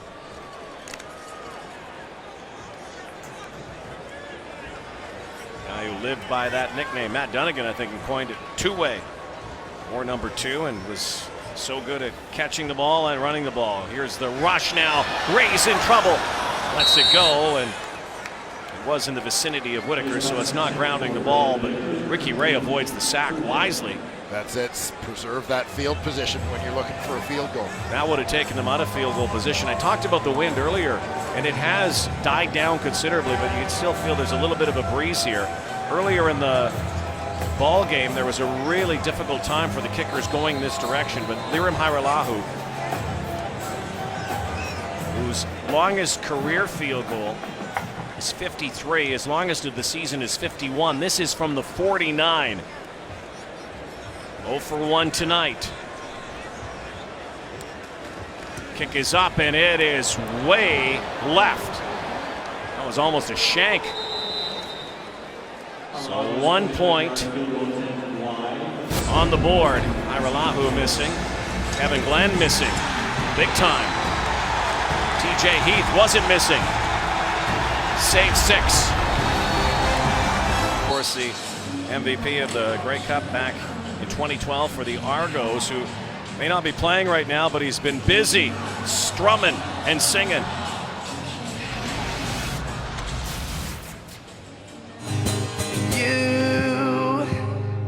You did what you thought you should. I wouldn't change your mind if I could.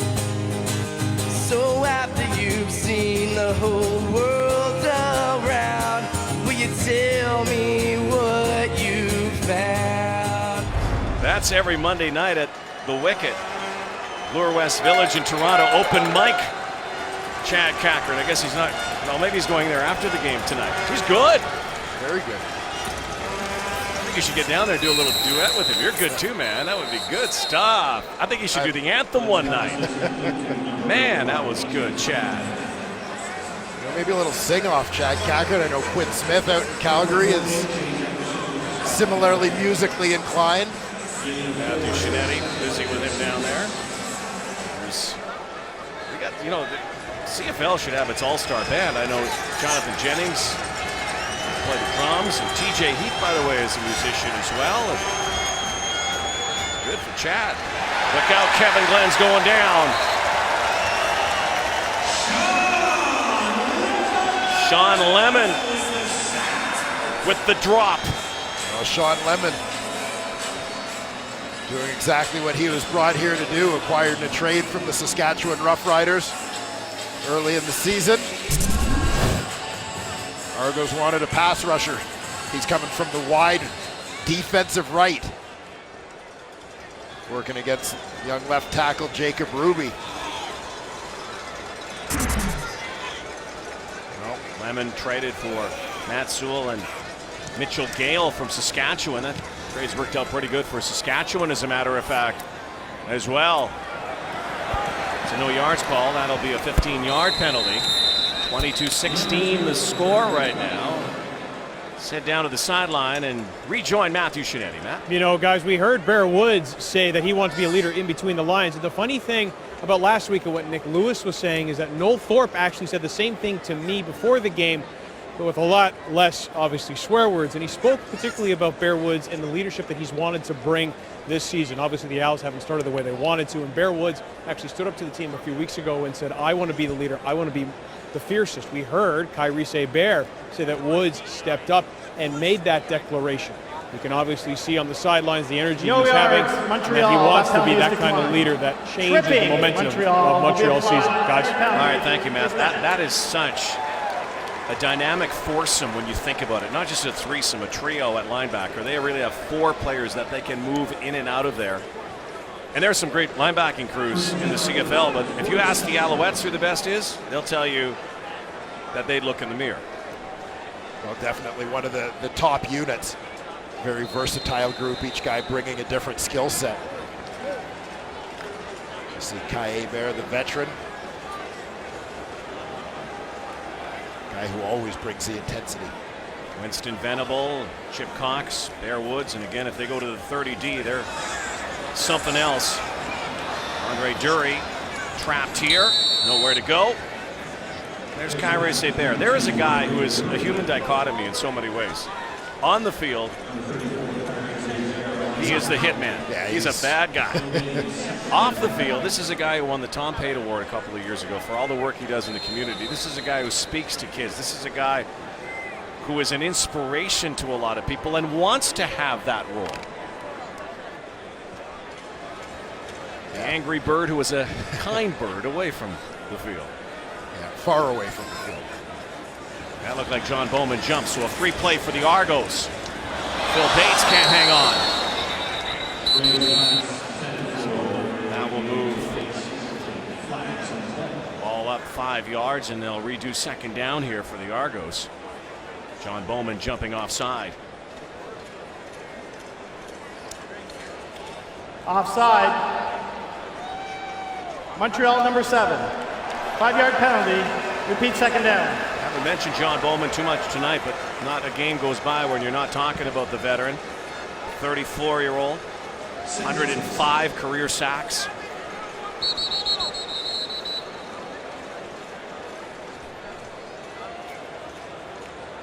Such a remarkable 2015 John Bowman had, averaging more than a sack a game last season.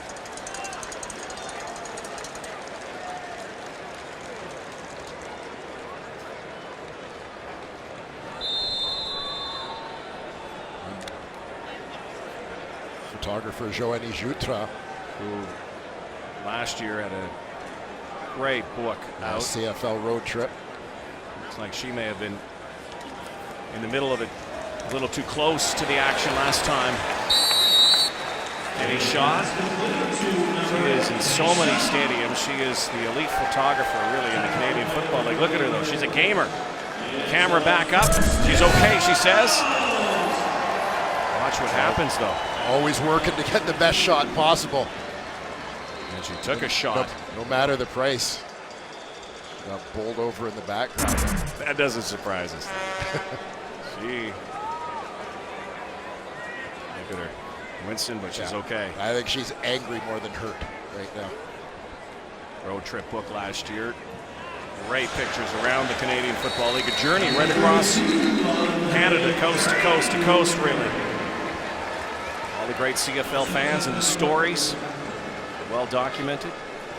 Argos continuing to move the football here with a minute to go in the third quarter. 6-point lead.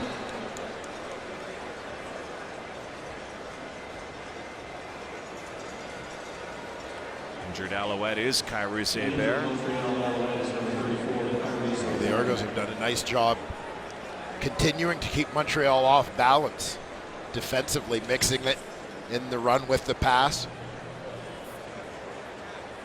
For a team that coming into this game was actually on pace to rush the ball less than any team in CFL history. Kiefer Sutherland stars in this year's hottest new show, CTV's Designated Survivor, new series this fall. Co-starring joining.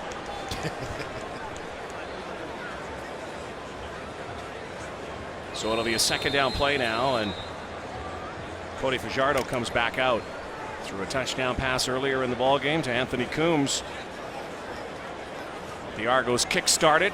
3 receivers in motion, but he's going to take this himself. Goes right side again. And has more than enough, but again, nylon orange penalty flag on the field. Fajardo is a guy who twice in his NCAA career rushed for over 1,000 yards in a season. Had over 600 yards on the ground each of his Montreal 4 years he started. That penalty be declined. First down. Boy, Montreal still getting crushed by penalties.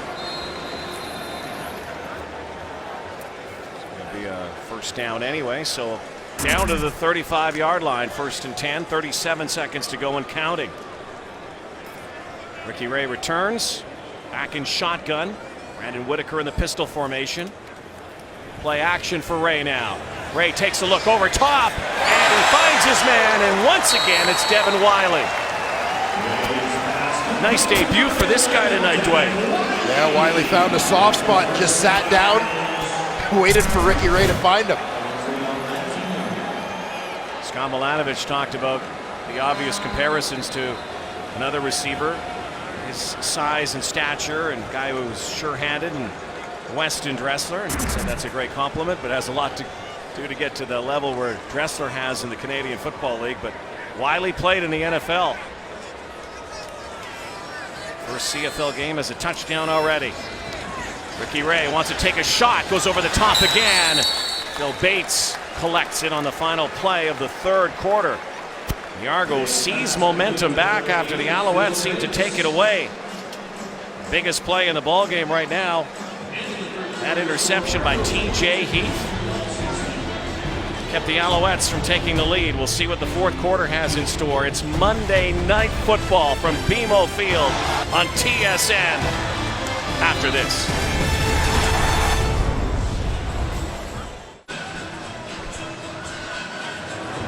Take a look at the numbers after 3 quarters. Ricky Ray, 300 yards, total yards so far, 212 yards passing. It's still anybody's ball game. Turnovers a factor here tonight. Penalties, quite obviously, for Montreal. Dwayne, here might be a factor for the Alouettes. Again, their 1-2 mark so far this season. They have been brutal in the fourth quarter. They've been outscored by 30 points. Clearly, they have to find a way to finish here tonight. Get a chance to get back on the board and hang on. Well, they need to come up with a big play the same way the Toronto Argonauts did, as Montreal had seized that momentum after the Duron Carter touchdown. Pressing, looking like they were going in for another one, and TJ Heath came up big.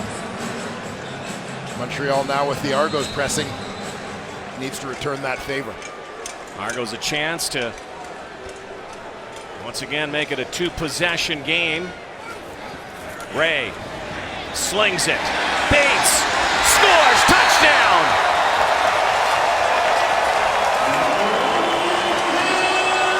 Phil Bates denied a touchdown 12 days ago. Has the house this time. Ricky Ray drops it in. Bates seals the deal. No doubt. Much of the focus in terms of pass defense for the Alouettes coming into this ball game was about taking away Vidal Hazelton, but it's everyone else that's done the damage in this part of the field. Phil Bates, Kenny Shaw, Devin Wiley, and Anthony Coombs all chipping in with touchdown receptions. The Argos prepare to go for two here.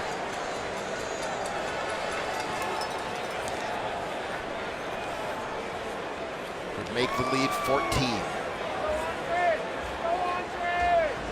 First two-point convert attempt for either team this season, and there it is, successfully completed. Kenny Shaw makes it a 14-point game. Two converted touchdowns, but the Argos have been here before. Again, the fourth quarter has been the Achilles heel for the Alouettes. We'll see if they have any gas left here. Look back at the touchdown catch by Phil Bates. Vidal Hazelton had the deep route. Pulled coverage. Phil Bates working underneath. A couple of missed tackles on the way in. Allow it to happen, but another long, successful drive for the Toronto Argonauts. 8 plays, 63 yards for the score. Phil Bates' second CFL touchdown came to the Argos late last season. Again, denied. Omaha, Nebraska, stand up. What it was. Native of Omaha, Nebraska. Played at Ohio U after being at Iowa State. Pretty good field position this time for the Alouettes. Good starting point, but they're going to have to answer quickly here. We're early in the fourth quarter. Kevin Glenn has been impressive. Alouettes had rallied back, but snuffed away by an interception. Well, as Duron Carter reminded us in the third quarter of this ball game, as long as he's in the lineup, the Alouettes are always just one play away from the end zone. Glenn, long toss, far side. And once again, there he is. Big play, Carter. Makes up B.J. Cunningham.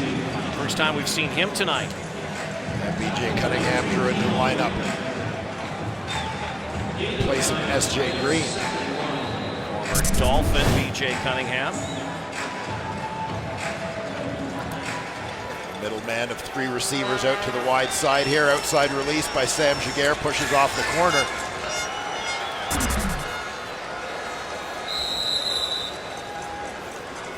Rutley spinning for the first down. An Alouette team, we talked about it coming in tonight, Dwayne. You know, both teams were in a bit of an angry mood. Jim Pop's team lost 2 in a row, 1-2 mark. Danger of getting off to another slow start in 2016. The Argos losing against Ottawa. Some anxiety in the air. Not desperation yet, but hungry teams. Glenn steps up, now dodges one, decides to run and hook slides into Toronto territory near the 45-yard line. It'll be second down in short yardage, and it's not any easier for these Alouettes the next little while, 40. No, a tough schedule for the Alouettes. 3 games in 11 days. 4 days from now, they're back on the field. Shades of Labor Day week, the Monday, Friday. And with travel in between, and this is something that comes up a few times in the Alouette schedule, where after road games where they still have to travel back, they have a short week. More receivers to his left. Glenn, Duron Carter in some trouble here and fumble the football. And Ricky Foley has it. There was no whistle. Carter may have been down though. If he was down, he says he was down. This is Montreal's ball, and I think he may have been down. There was no whistle. Ricky Foley thinks he has a fumble recovery. Let's take a quick look. the ball out before the knee was down. From that shot, it looks like he is down before we can clearly see the ball. Good indication right here. Knee has to be down.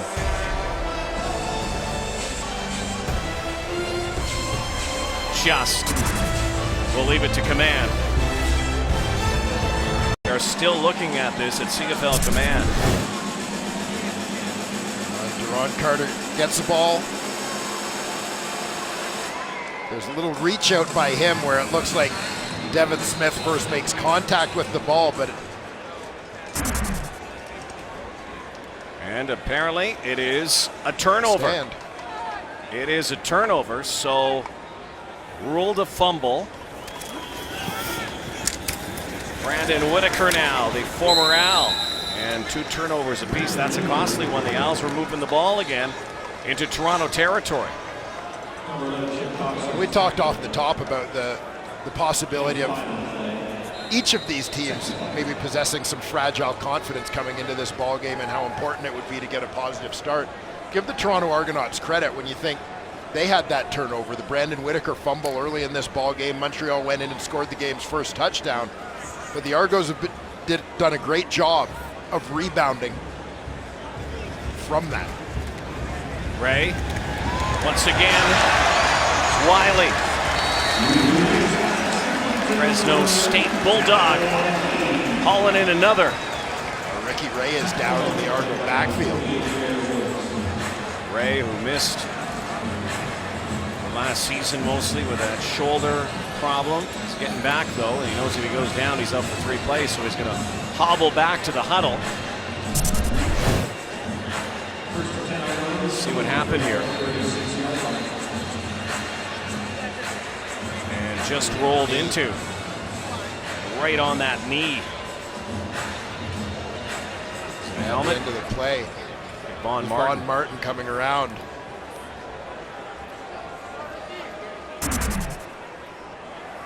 Ray stays in. Whitaker swallowed up by Javon Johnson initially, so it's going to be passing down, and Ricky Ray's going down on one knee. So next up is Cody Fajardo. And Kilgore over there throwing as well. Kilgore is listed as the backup. Fajardo is the short yardage guy, but Fajardo already completed a pass for a touchdown tonight, and there goes Ricky Ray. This is all the Argos need to have happen to their feature quarterback, of course, coming off shoulder surgery, and he looks like he's in some pain here. Ray, big night, just a normal Ricky Ray night tonight. 29 of 34, 235 with 3 touchdowns.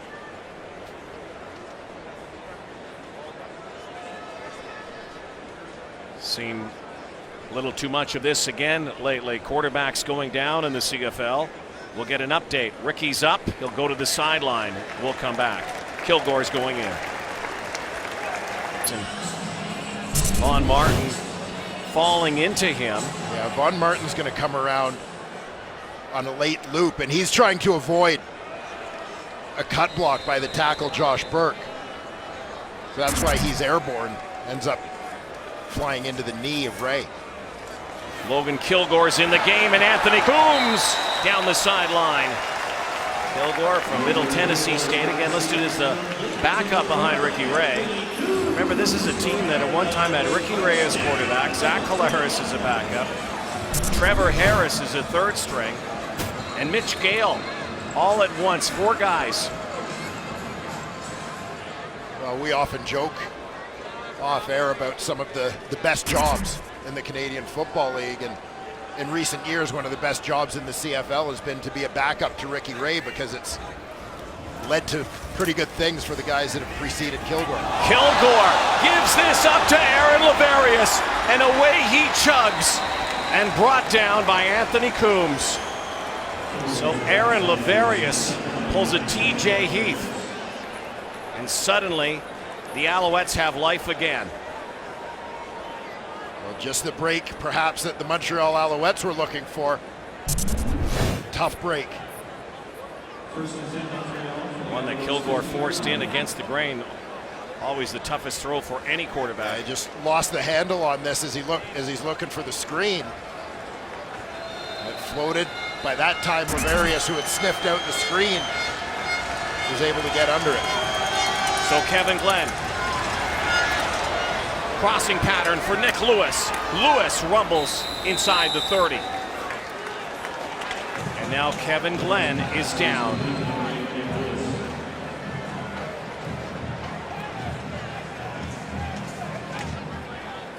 And this is not good. Kevin Glenn is down. Back up for Montreal tonight is Rakeem Cato, and watch this just is getting Justin ridiculous. Hickman, coming off the offensive right. He comes in. Just punishes him. Across the chest. Yeah, just. It's like he's holding his take him knee, down though. hard. It wasn't. He's holding the back of his leg. So Hickman. look at Hickman right on top. Yeah, the They used to Hamilton play teammate. together. In fact, Justin Hickman, when he returned to Hamilton after an NFL stint, it was Kevin Glenn's number 5 that he wore in Hamilton. Glenn's in pain here. We've already lost Ricky Ray tonight. Rakeem Cato will come in. We'll come back to Toronto. GMC, we are professional grade. Unfortunate series of events for 2 veteran quarterbacks. Future Hall of Famers tonight. Kevin Glenn down. He's been down for a while, starting to get up after Ricky Ray goes down with a knee injury. And it looked like a lot of Kevin Glenn's weight. Looked like all his weight is on his left leg, is kind of planted when he takes that hit. His momentum is pushed sort of towards the outside of that leg. They have torqued that knee. Again, we'll try to get an update. Matthew Shinetti's busy tonight. So are all the therapists and trainers. And Kevin Glenn slowly getting to the sideline as he does. Let's get an update on the other guy, Ricky Ray. Here's Matthew. Absolutely, Rod. As soon as Ray came off, whatever assessment he had on the field immediately led to him sitting down on the Argos bench and getting ice put on his left knee. There was a noticeable limp after the ice was put on his knee. He walked around the sidelines a little bit and then sat back down and still sitting with ice on that knee, Gus. Well, and what you might call football karma. Now Glenn goes down. Matthew, stand by. We'll get to you in a moment. So Rakeem Cato's used to this stuff, watching quarterbacks go down, and then he has to step up. Had to in the last game. Here comes the blitz. Cato looking for Brandon Rutley, penalty flag far side. Rakeem Cato came into the Owls lineup a year ago after Jonathan Crompton and Dan Lefevre both went out with injury. Kevin Glenn's going to the locker room. Kevin Glenn was brought in by the Owls last season 5-yard penalty. Repeat first down.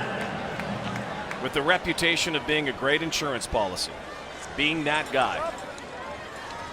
But now he's out again.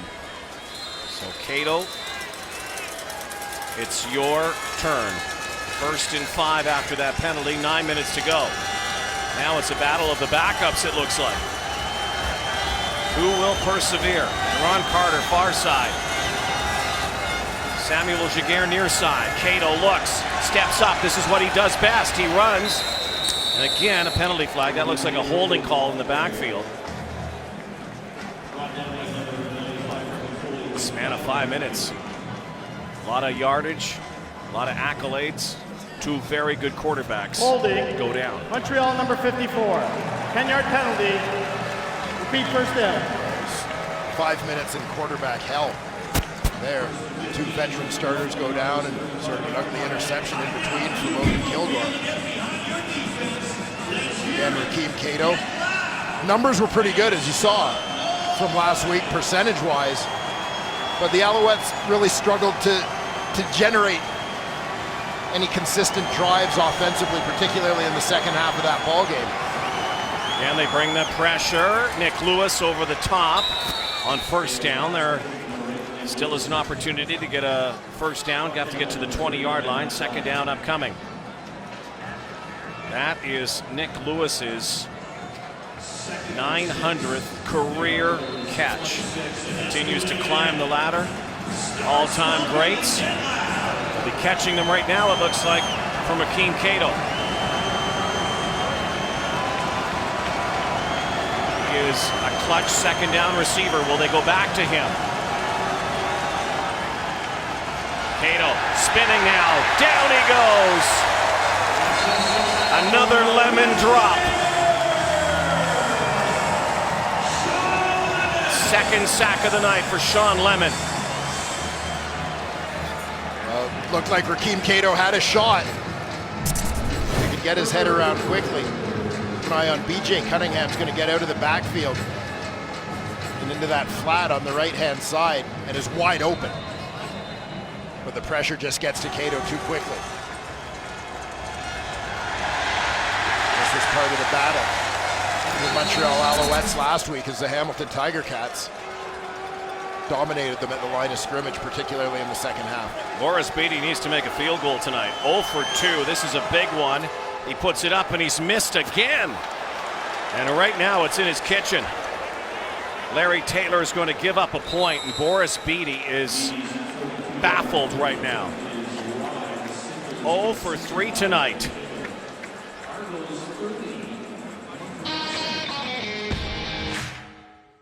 Those tough on the field deserve a truck that's tough on the road. The 2016 GMC Sierra. It's 9 points. Get a single here, but 0 for 3. This is a 90% kicker. This is a guy who was around that number as a college star at Laval, but clearly he's struggling right now.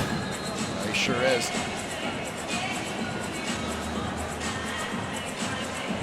See the reaction. Knew as soon as that one was off his foot. So he's going through a slump. Kavis Reed, special teams coordinator, chats with him. Handoff inside.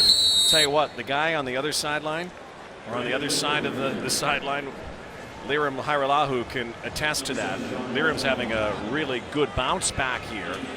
But remember what Hairelahu went through last year in Winnipeg. And this is a guy who had a great season in his rookie season. Oh, exactly. That so-called sophomore jinx that each of these two young kickers seems to have experienced, or in Beatty's case, is currently experiencing. 2nd and 7, Kilgore now. And that was for Brandon Whitaker, and you can see the bit of a drop-off now from quarterback. You go from a couple of legends on both sides, and now they're struggling to move the football. 6:17 remains. 13-point game. Last year, these teams only played twice, and both teams won in their visiting ballparks. Montreal winning in Toronto, Toronto winning in Montreal.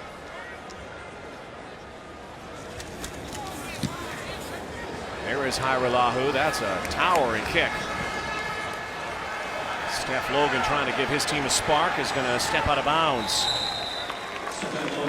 Well, it's a Monday night game, but remember, tomorrow night, Tuesday night, is CFL 30 night. It's zero. Too late, though. Touchdown. Hey, that boy on TSN all week. Not another TSN all week. Yeah. Not another. Yeah, 1v1. Simone Lawrence talking with Chad Owens, and look who's back now, Kevin Glenn. This is a good sign for the Alouettes and for Kevin Glenn. Went to that locker room, and now Glenn and whistles and actually shows some good motion. Here's a challenge flag.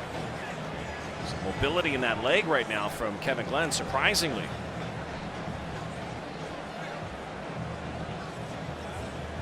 Well, did Kevin Glenn go out for 3 plays? What would they be challenging here? Toronto is challenging that there was roughing the kicker on the previous play. Yeah, that was what I suspected when Hairelahu went down just after he kicked that ball. So that is the challenge with 5.5 to go. So Hairelahu, took him a while to throw that challenge flag. They were looking at the replay, and yeah, Chris Ackie got to him. Straight up the middle, Ackie. One of the Owls' 2 2015 first rounders. Who really didn't have to sell that. You see kickers sell it a little bit, turn on their best acting chops at times, but the eye in the sky that they have, the coach's pad. Yeah, with that iPad. Kavis Reed is taking a look to see exactly what happened on the play. Aki is right here.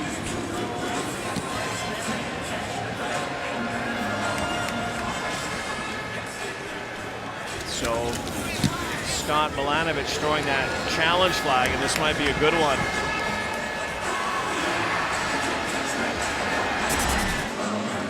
Give Toronto back the football.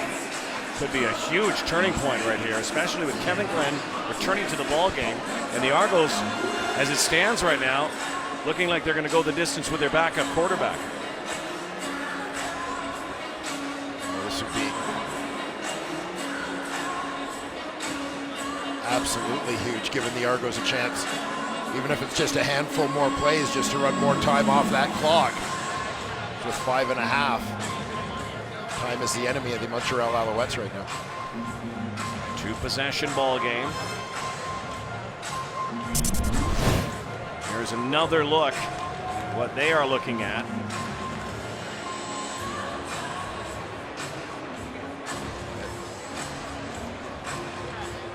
Kicking leg hasn't come down yet when first contact is made. This league known for protecting quarterbacks and kickers in this situation.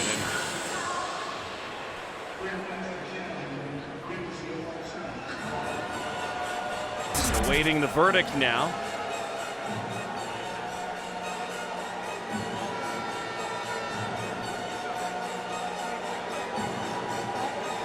Nervous moments for Chris Aki and the Alouettes. Back home after this game. Take on Saskatchewan on Friday, and the Argos head to Ottawa Sunday.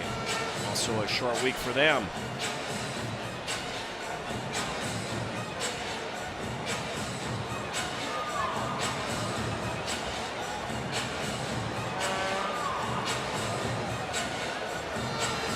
This is a successful challenge. The Argos get the ball back.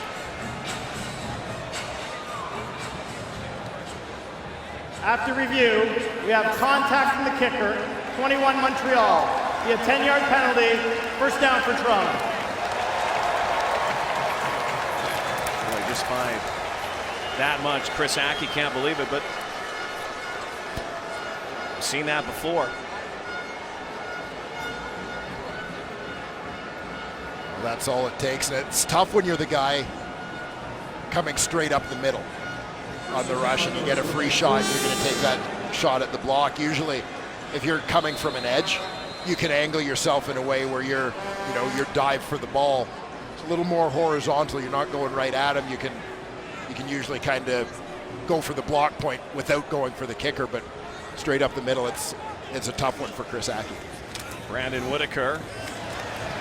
Bucket down, first down into Montreal territory. Goes back to what we talked about before, that challenge flag, knowing when to hold it, when to fold it strategically, and that is a great challenge.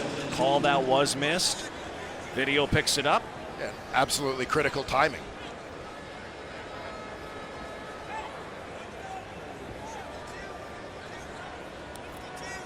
And Logan Kilgore at quarterback right now.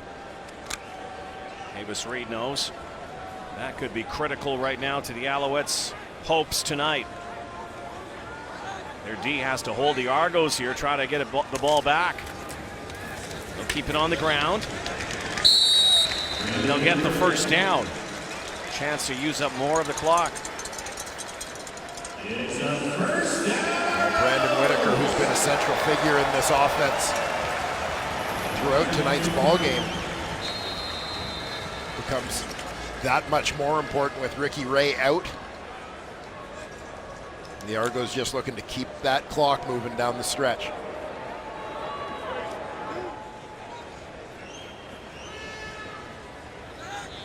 First and 10, 4 minutes to go. Keep it on the turf again. They pound the ground, and Whitaker, the former Alouette, but a penalty flag. flew late. Looks like an Alouette is also limping. Might be Kenny Shaw. Holding. Toronto number 43. 10-yard penalty.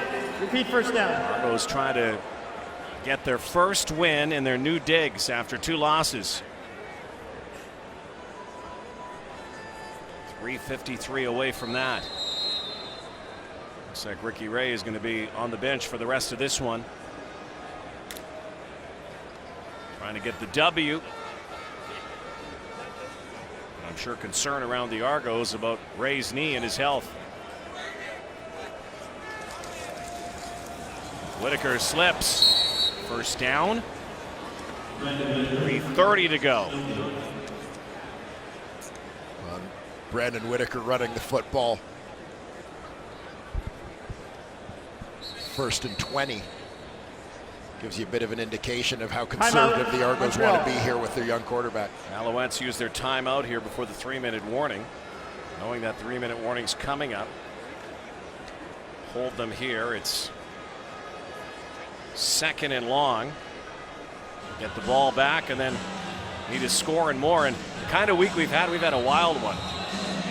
The CFL's lived up to its old nickname, no lead is safe.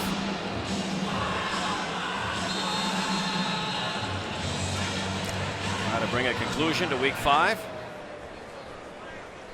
Special Monday night game here at BMO. 2nd and 21.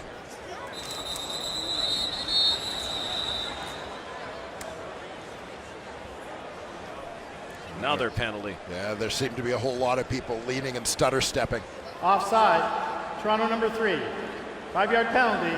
Repeat second down. Well, the more they go back here, there's an opportunity for the Argos.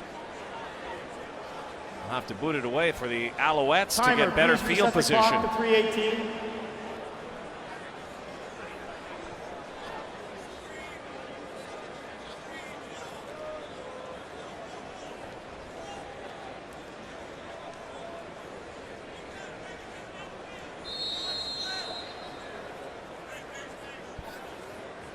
Try this again now. Coombs in motion, 2nd and 26. Use up the clock once more, Whitaker, and so the Argos will kick it before the 3-minute warning. Time ticking down. And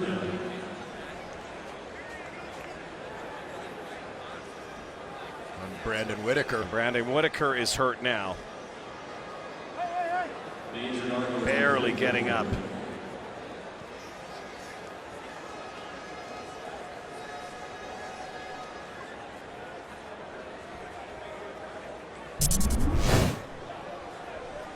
Well, keep an eye on the right leg of Brandon Whitaker as he goes into the pile here.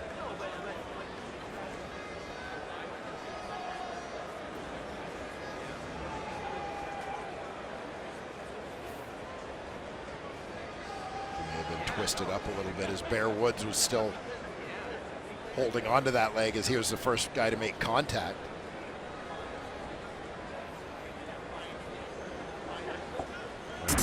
Infirmary for the Argos. Scott Shannon doesn't need a workout tonight. He's been back and forth, the athletic therapist for the Argos. Brandon Whitaker, though,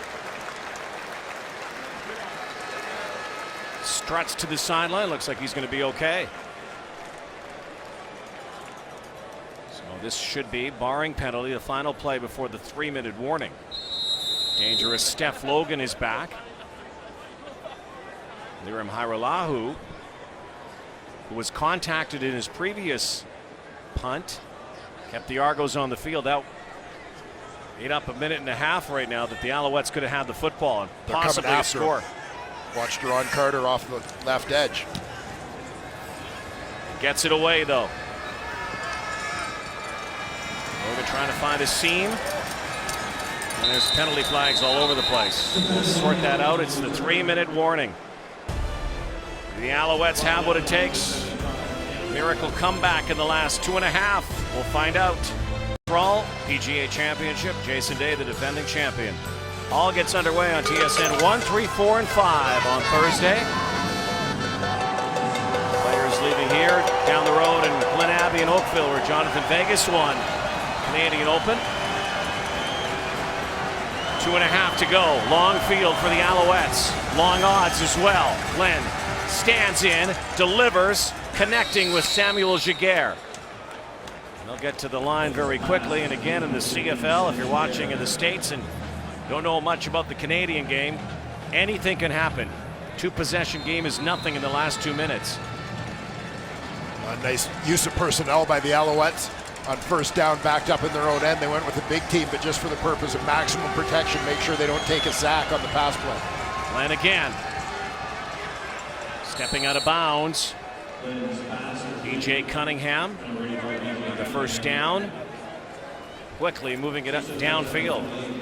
Kind of have a feeling that Kevin Glenn's MO is going to be a couple of short tosses and then maybe go for a kill shot. They need it. We'll see what Rich Stubler's MO is on the other side. Stubler, usually a guy who will let you have little packages of yardage at a time.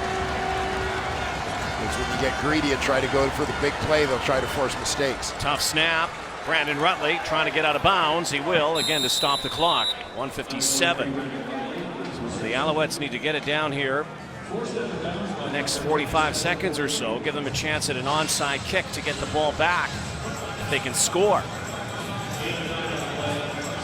First order of business. The Alouettes will be to make sure they get the first down here. Second and about 1.5 yards to go. And they won't. It'll bring up a critical third down play and maybe ball game here.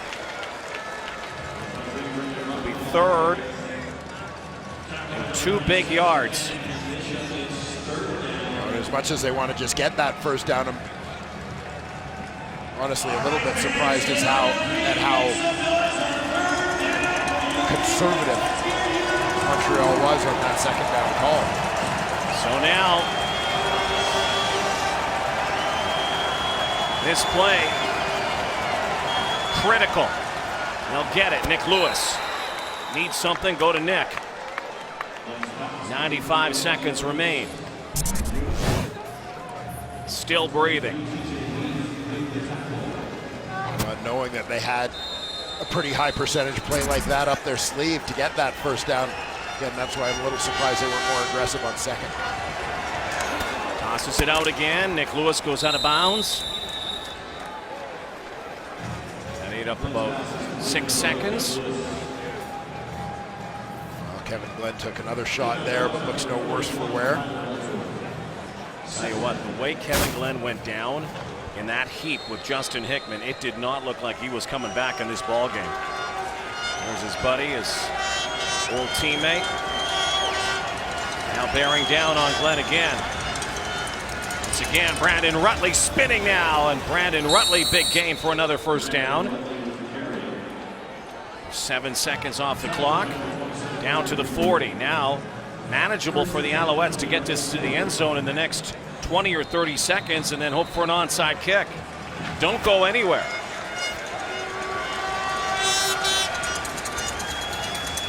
Glenn, better let it go.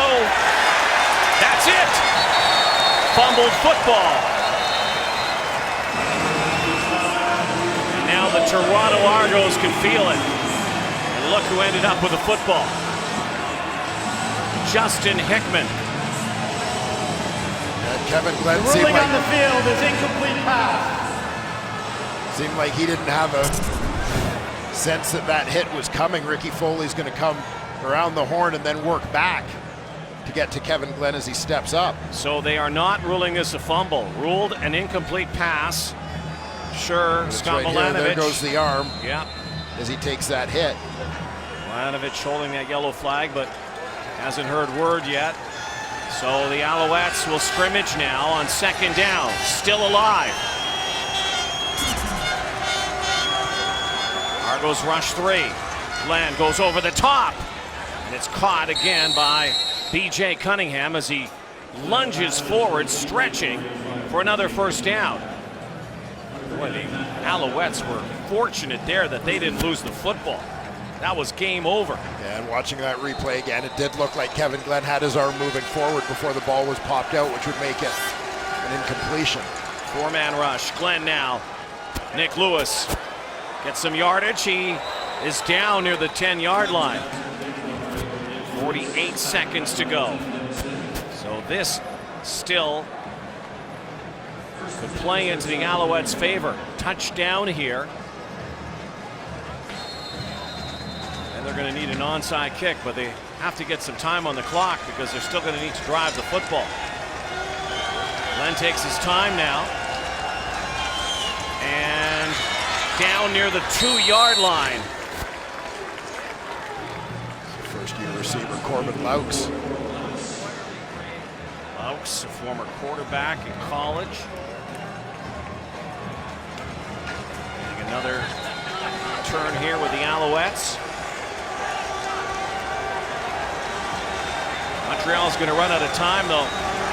Clock keeps ticking. They need an onside kick, but first the touchdown. Rutley is not going anywhere. And this could be a costly play. Clock's down to 18. They have to score here. Montreal. And if they do, they're not going to have very much time. Maybe for a Hail Mary if they get the onside kick.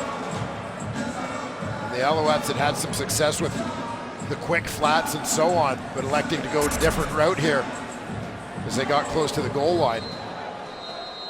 A couple of wasted plays there and a lot of wasted time on the clock by the Alouettes here. League's taking a look at this right now, and they can in the final few minutes to see if he went to the line. He was nowhere close, so. There's third down. Al's got to score here.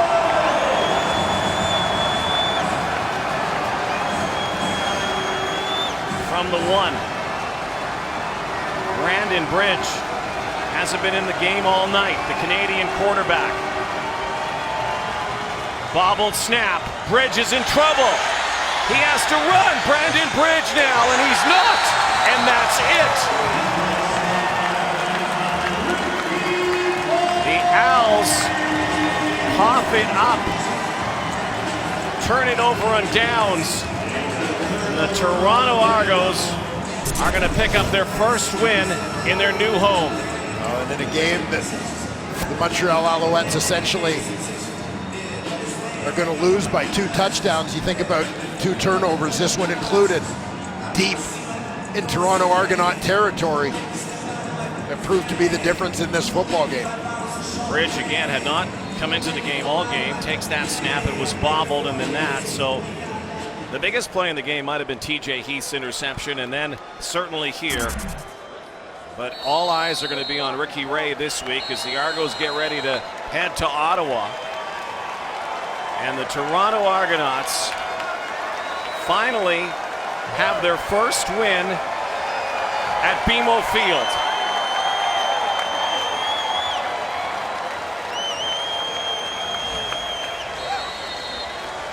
The Argos hang on. Ricky Ray throws some touchdown passes, but leaves the game with an injury. Argos win 30-17. They're now 3-2, but they finally get the monkey off their back. They have their first win here at BMO. Yeah, the unfortunate part is we don't know if they're going to have the guy who is their player of the game tonight. 29-34, 235 yards, 3 touchdown passes. A terrific outing leading the Argos for quarterback Ricky Ray before he exited late with injury. Nonetheless, he is our Nissan Titan player of the game. Tough night for the quarterbacks. Photographer on the sideline. But the Argos hang on. They win it tonight 30-17. Logan Kilgore comes in to finish up, and there's the old buddies Justin Hickman and Kevin Glenn. Boltman win tonight, their first win at BMO.